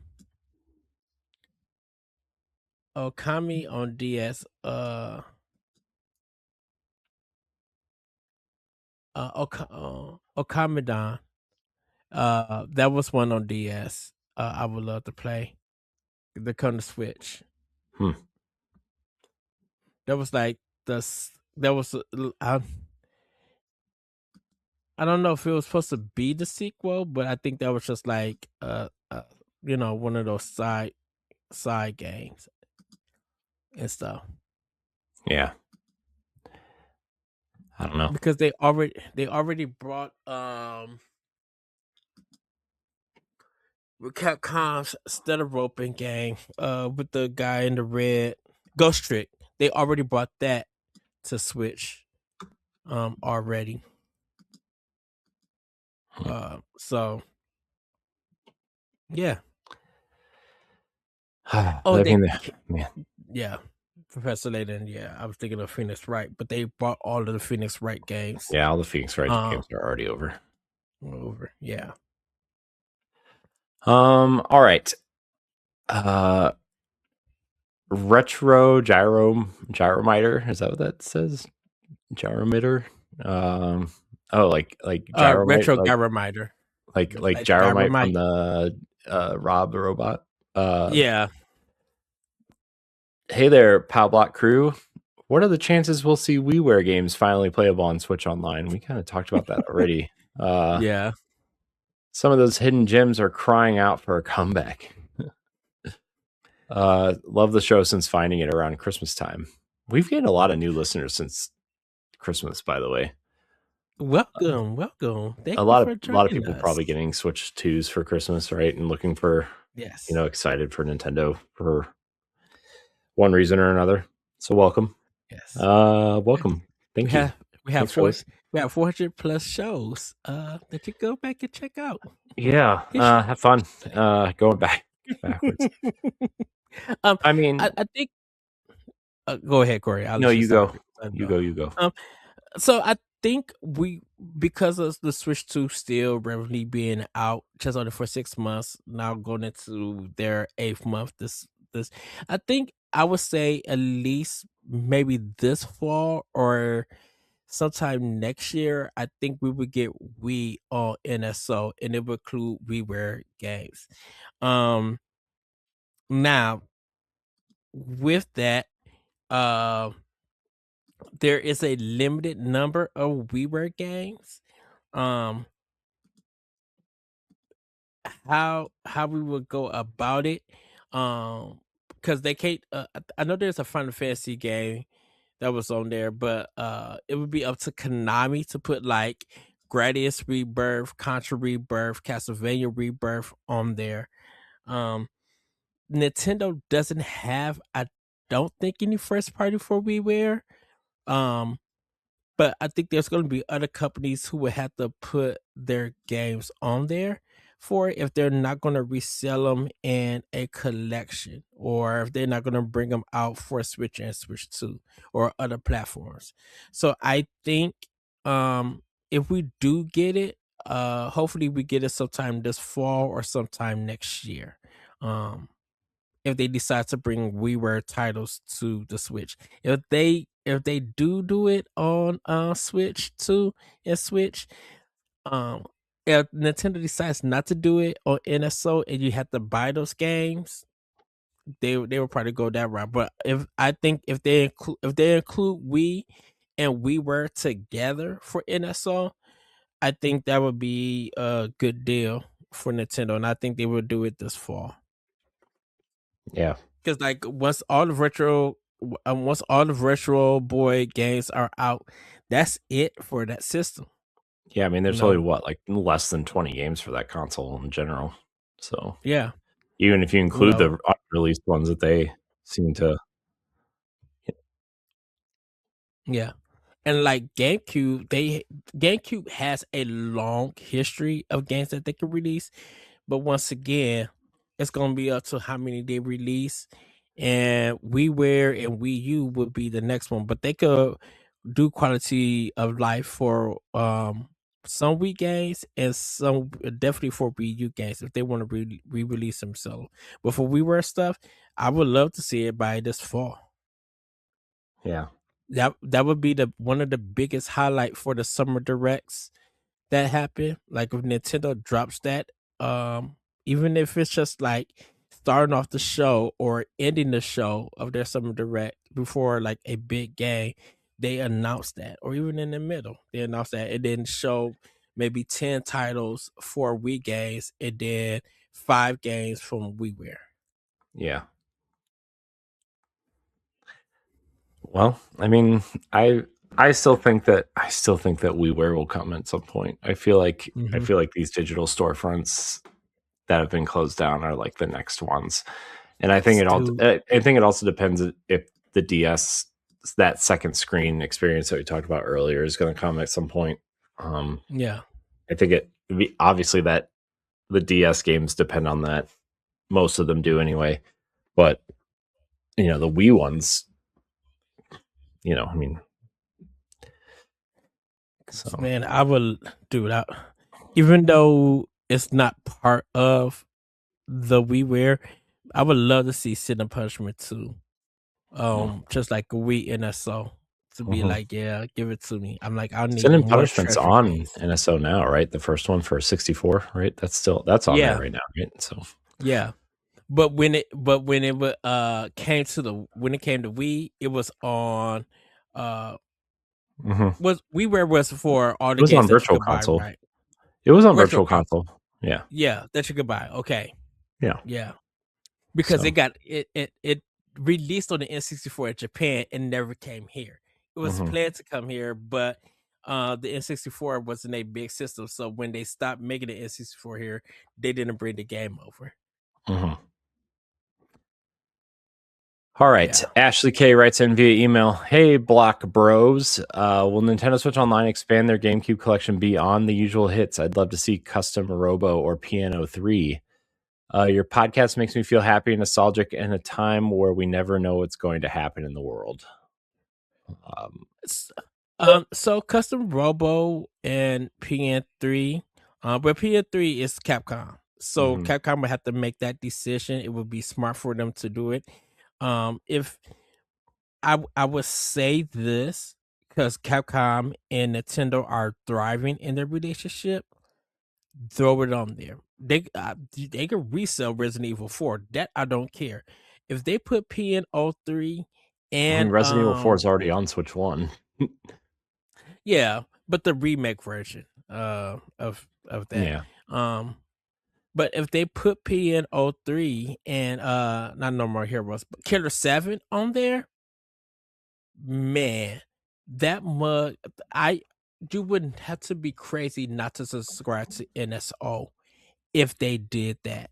Mhm. Um because like a lot of people didn't get to play Killer 7, but for those who know about the Killer 5 games that You mean the Capcom 5? Capcom and the Capcom 5, that they were supposed to have, yeah, that they were supposed to have. Man, Mhm. PN3 and people didn't get a chance to play PNO3, because it was a limited release, and I think Mhm. this is when the deal was like not about to go through because they canceled one more game. So I think, yeah, they could bring Custom Robo and PN03. GameCube has a lot of titles: Eternal Darkness, Lost, um, Lost something, which was one of their like kind of release games, and I cannot think of it. I forgot. I gotta look it up and stuff. But like GameCube has a lot of titles, and plus they're bringing games over from Europe. There's a lot of Japanese games even on the GameCube that Nintendo could bring.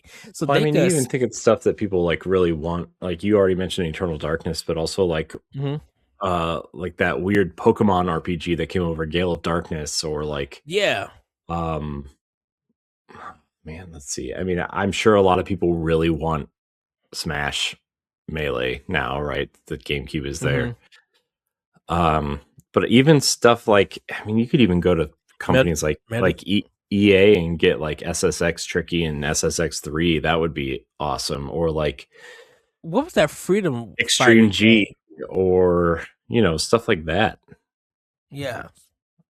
Man, Call of Duty, not Call of Duty, Medal of Honor Frontline dropping exclusively for Switch on GameCube. Oh, you will understand why people got into that series, and that soundtrack is no joke.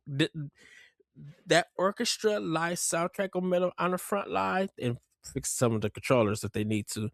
You will understand why people fell in love with that series before Call of Duty. Like there's a lot of possibilities. Um, I mean, you even on think about what GameCube. Sega could put out there, right? Like Sonic Oh yeah. Adventure DX, Sonic Adventure 2 Battle, Crazy Taxi, Skies of Arcadia Legends, Fantasy Yes. Star Online. Um, You could play Ikaruga on there, the arcade version, even though that game was already out. Um, you could there's so much. Like the Dreamcast library on there. Shoot, throw NFL 2K. Sega still have the rights to do it, but they probably won't. Um, I'm trying to look up other GameCube games that like would make sense here. Fantasy Star Online. I said Fantasy They Star, man.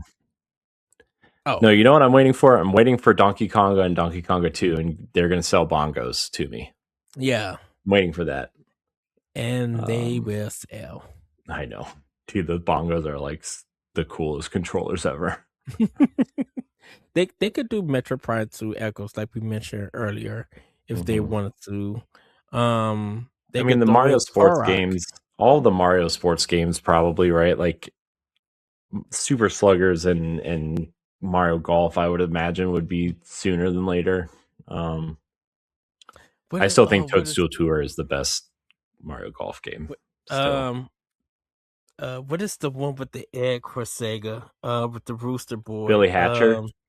Yes. Love Yeah. that game. I love Billy Hatcher. Billy Hatcher was awesome. Yes. La la la la la la. Yeah. But yeah, classic platform game. So good. Yeah, I mean, you mentioned Twin Snakes earlier, which I think could probably be a possibility at some point. I mean, they could especially if it's not in that next collection, like an NSO release would make total sense alongside that, right? Like that feels really easy in my opinion. Mega Man RP. There's some Mega Man RPGs that they made for console that's not the Game Boy ones and stuff. What is it? Mega Man Network Transmission, Mega Man Command Mission.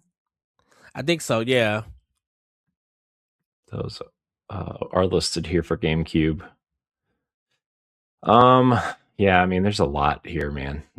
I mean, and like, I would replay Tales of Symphonia if they re-released it on GameCube because that one is the 60 frames per second one. The original one, man, y'all just don't know how tight that game was. You will understand why people got into the Tales game because of Tales of Symphonia on GameCube. You could go to Ubisoft and get the Prince of Persia trilogy.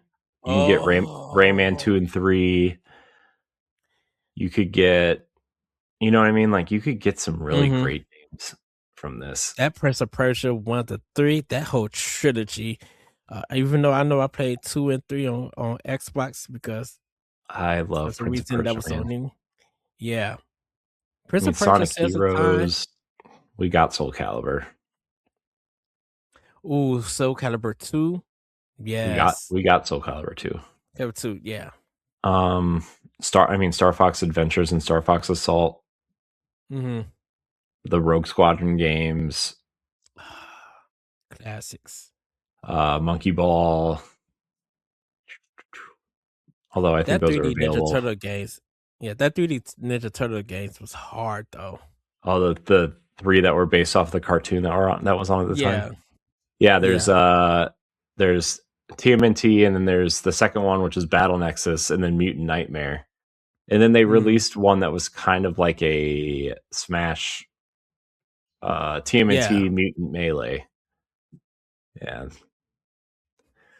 I mean, you could even go to Ubisoft and get like the 4 Splinter Cell games that were released. Tomb Raider Legend. The Mario Party games. Ooh, yeah, I mean those feel like shoe-ins, right? I mean, the first 3 are already on NSO, right? So this feels like a shoe-in. Mario Party 4. Wave Race, Blue Storm, 1080. Man, you know what'd be awesome to get, and they won't get it because just the licensing nightmare, but man, X-Men Legends 1 and 2 would be awesome. Oh, gosh, that'd be so good. All right, let's move on. That's our answer. We have every GameCube game ever. Bring it over. We have our GameCube time capsule expansion pass. Go check it out. We talk a lot about GameCube, like we have for the last 400 episodes. There's a lot of GameCube talk that we have. Dude, the GameCube is just a special console, man. It's just top tier. Why do you think people still talk about that in the Dreamcast? Top tier consoles that more people should have played. Yeah, I just feel like the GameCube specifically. I mean, Dreamcast, yeah, but you can get almost all of those games somewhere else now, right? Yeah, I mean, like if you own an Xbox or a GameCube, like you could get 90% of that library, right? yeah. But something about the GameCube, man, it's just something. Mm-hmm. Lord Master Q writes in, Elite Block Agents. What do you think Nintendo's strategy for Switch 2 access? What do you think Nintendo's strategy is for Switch 2 accessories? We see modular designs like the Labo kits or something completely new? Thanks for the content every week, and I hope you bring back expansion pass too. Well, you're in luck. We recorded 2 expansion passes this weekend. Yes. Which I still need to edit and put up and figure out what I'm going to do with that. But accessories, I mean, I'll probably just drip feed it. And I'm sure, like, I mean, pro controllers seem like a shoe in. I mean, we're getting that Resident Yeah. Evil one, right? And Joy-Cons, we just got the new ones. I don't know. It still feels like they're being very shy with accessories still. Aside from the Virtual Boy. Yeah, I think I think Nintendo is waiting for a special, definitely bring out special editions and designs. I think they're once they get more, definitely more systems out, they'll be bringing out more accessories. It's not going to be anything, um, different than what they did with their past systems, or even with, um the Switch. I think we'll get different pro controllers. I think they'll allow other companies to bring out their amiibos and stuff. I think we'll definitely get different Joy Cons, like colors and stuff and designs. Hopefully, we get more than just a little color here, a little color there. Um, I think there's enough stuff that they could bring out at this time, though. You know, if they don't, Nintendo is being smart on stuff that they bring out, like the Alarmo and with the talking flower and stuff from Oh Mario yeah, I gotta Wonder. pre-order that I, too. I think they're trying to go in a different route of bringing not just stuff for um for the Switch or Switch 2, but bring stuff that you could use in your home, like with the Alarmo, to help you sleep and stuff like there. You know, with Nintendo Music, even though that's, with they bringing a soundtrack, you could listen to stuff with that to sleep, and um or drive or cook or whatever. Like, I think Nintendo's just thinking outside the box of just making just Switch 2 accessories. We can make things for everyday home, make your house look up or whatever room, your game room or your personal room look, like really good by releasing products that you could put on the shelves and enjoy and stuff. So I think in the future, I think with Labo, they kind of ended that.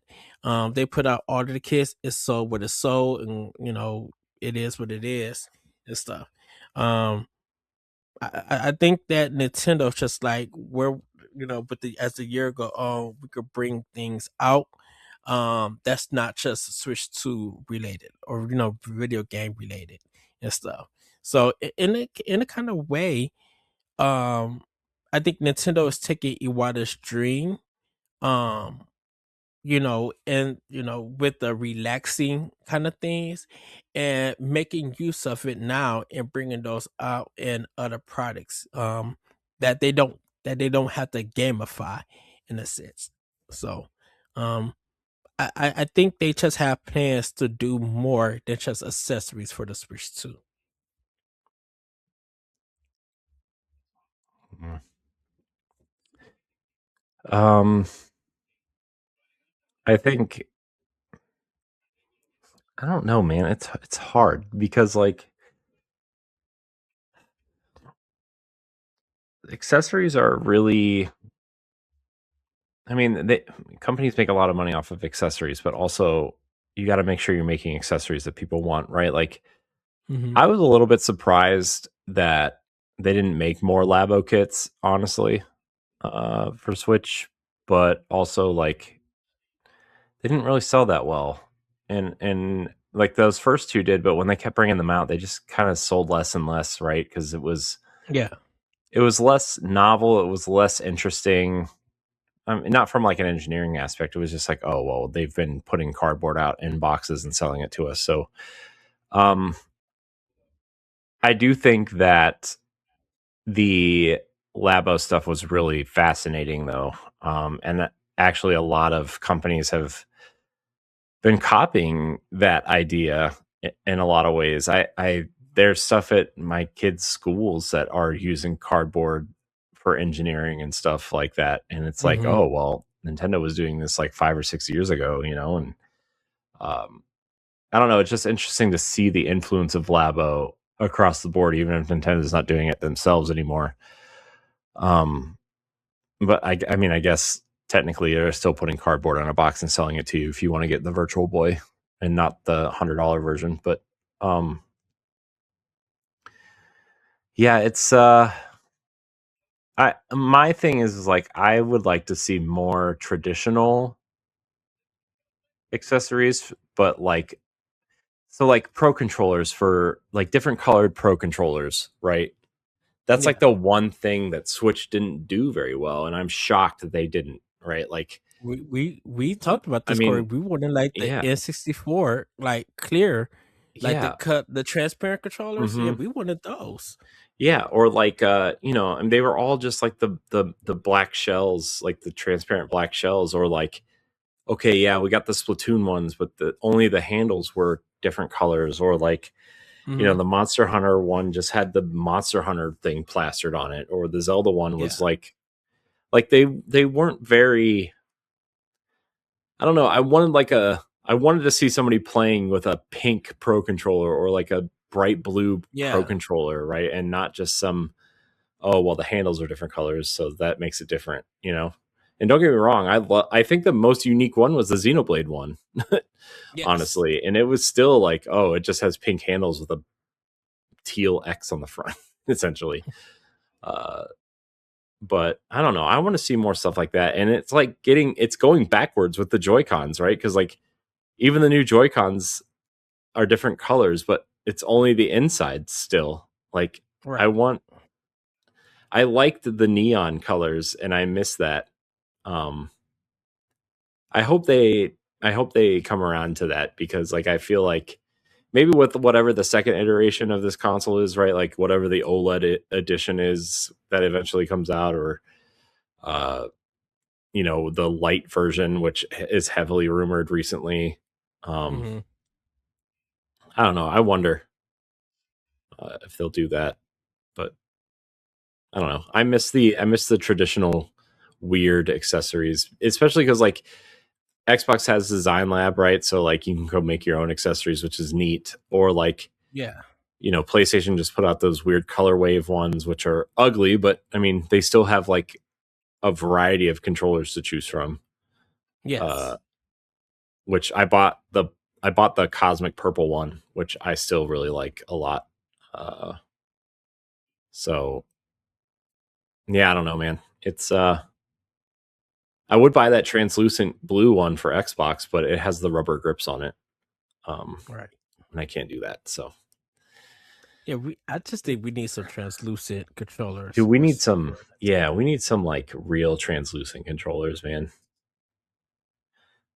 'Cause I So, would love that. I would love for orange, like the N64 one. I would love like an orange pro controller. or like that nasty orange GameCube controller.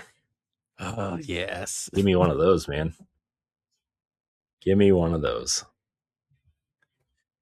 All right, last question, Ed, and then we'll get out of here. Wait, what's this? Oh, it's an ad. Like, what is this?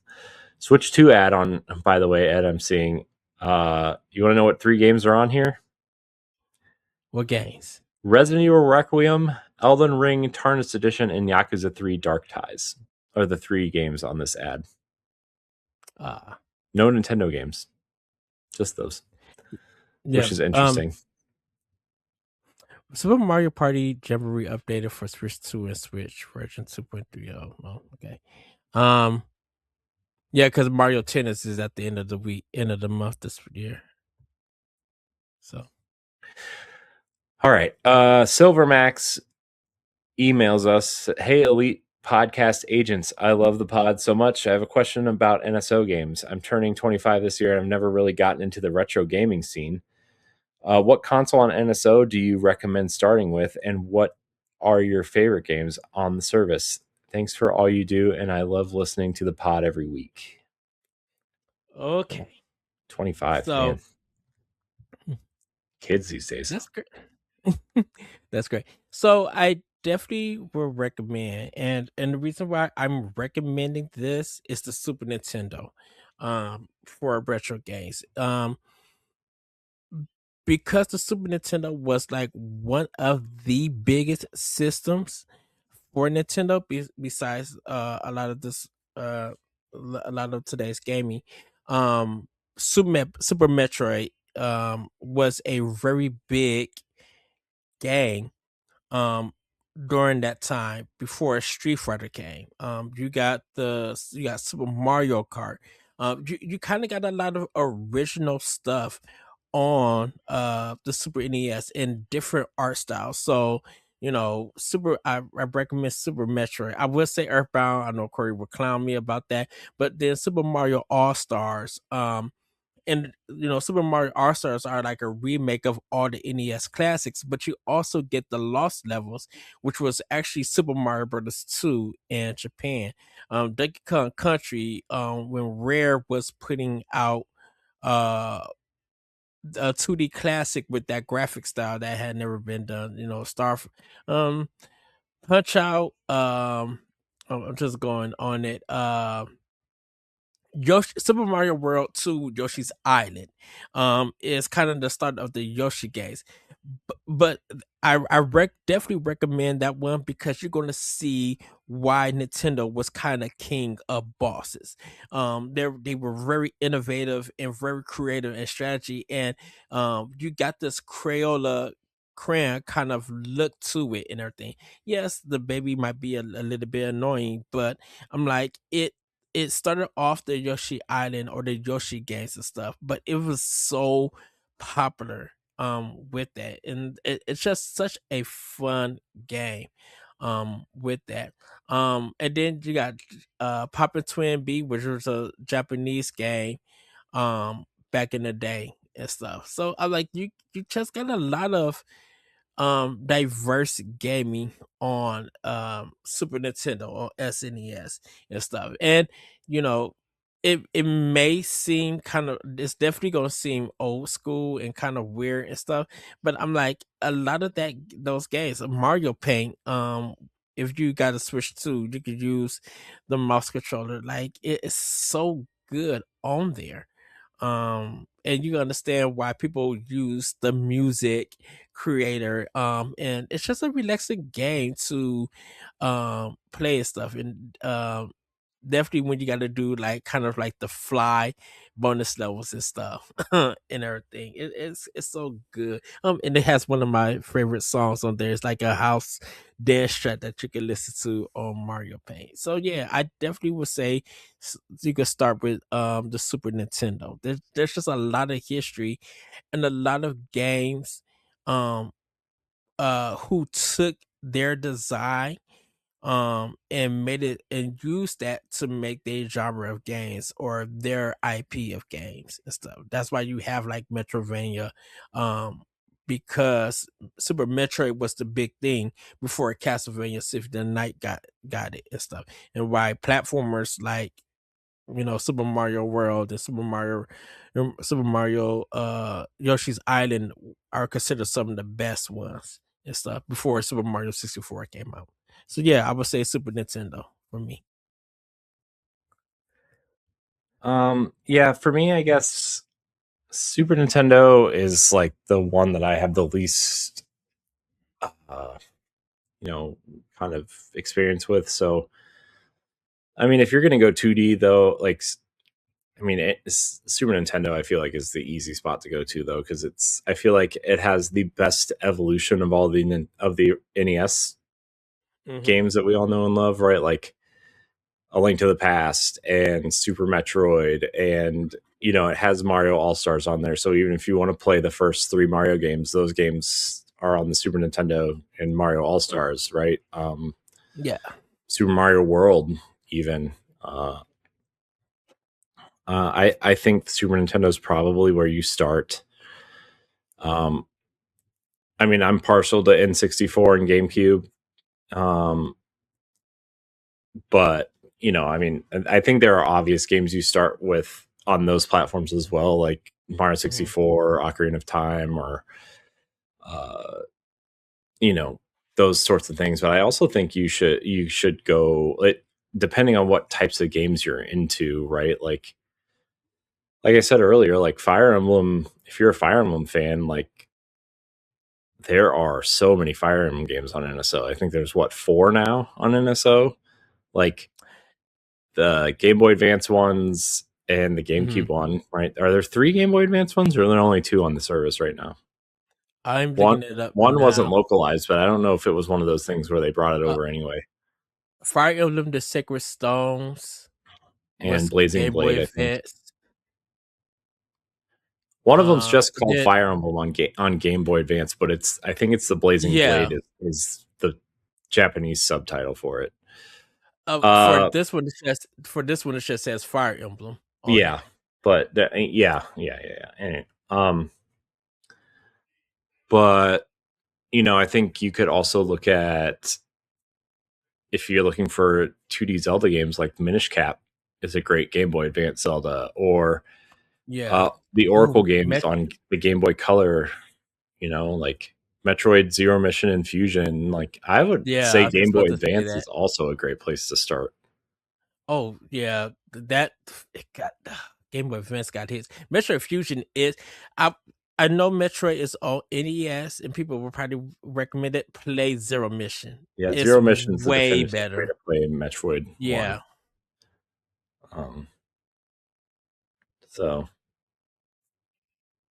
yeah, that's I would say Game Boy Advance or Super Nintendo, but I would actually say Game Boy Advance, honestly, Mm-hmm. because it's got that updated version of A Link to the Past also, Yeah. which is like it's Because not that's that different from the Super Nintendo version, but it's a little bit cleaner. I would say. yeah, man. Link to the Past on it. We have a playthrough on it of that game, but I'm like, you need to experience that game for yourself and like literally get lost. Because the it's not so much the bosses in Link to the Past, it's the dungeon design. Because there's some stuff in the dark world that you need to play Hmm. when you get into it. And it's a long game. Trust me, it's a long game. Yeah. So good. Man, Game Boy Advance, so good, man. I love Game Boy Advance. Yeah. Do they got Super Mario? Uh yeah. Game Boy has Super Mario Land 2, 6 golden coins. A must play. Oh, Yeah. Tetris. Oh goodness, dude, Tetris. When I tell you that was really, besides Super Mario Land, Tetris was the game I played to death when I got my Game Boy for Christmas. Yeah. So Hmm. That's it, Ed. That's all we got. alrighty. Great, that was a packed show. Yeah, it uh was beefy. Um, so I just want to tell everybody for because we're in final thoughts right now. It is Black History Month, and I do recommend trying to look for some games created by black developers or games that contain black characters um that you can play and enjoy. I'm like Aerial Knight. is a good one. There's so many, you know, Mafia 3.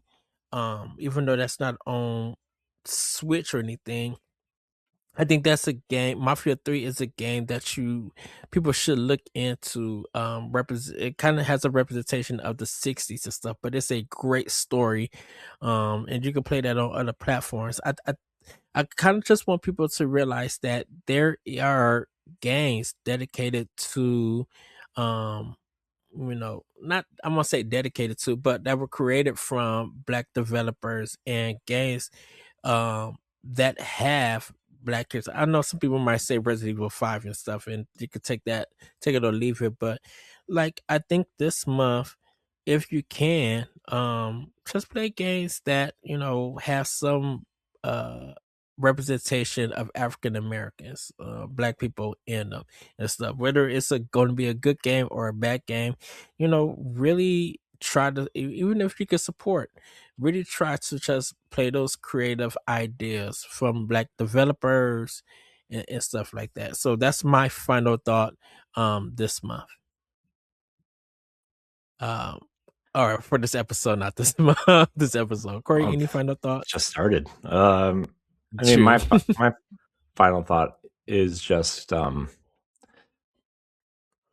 there's a lot going on with just life, and Mm-hmm. everybody's always going through something, even if you don't know it, and just you never know who's gonna need you to be a positive force in their life that day. So just I know it's hard to be positive all the time, but somebody might need your positivity that day. So just to go out there and treat people the right way, and treat them nice, and treat them with respect, even if you don't agree with them. I think respect and kindness goes a long way. I know sometimes it doesn't seem like that, but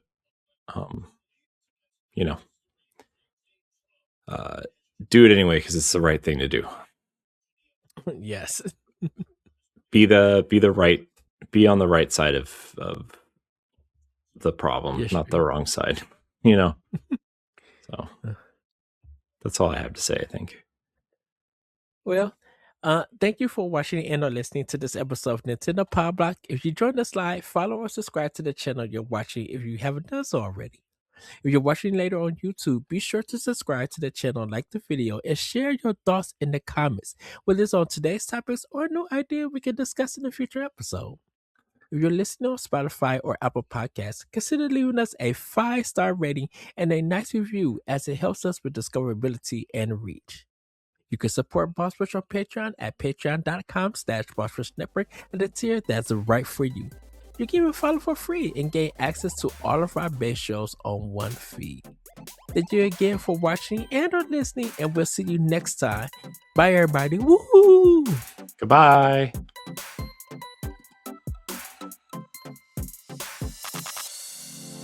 If you want to see how you can become a Patreon producer, head on over to patreon.com/BossRushNetwork. The Patreon producers for this month are Adriel Munger, Austin Campbell, Celeste Roberts, Sana Dirrig, Francisco Santillan, and Christian S.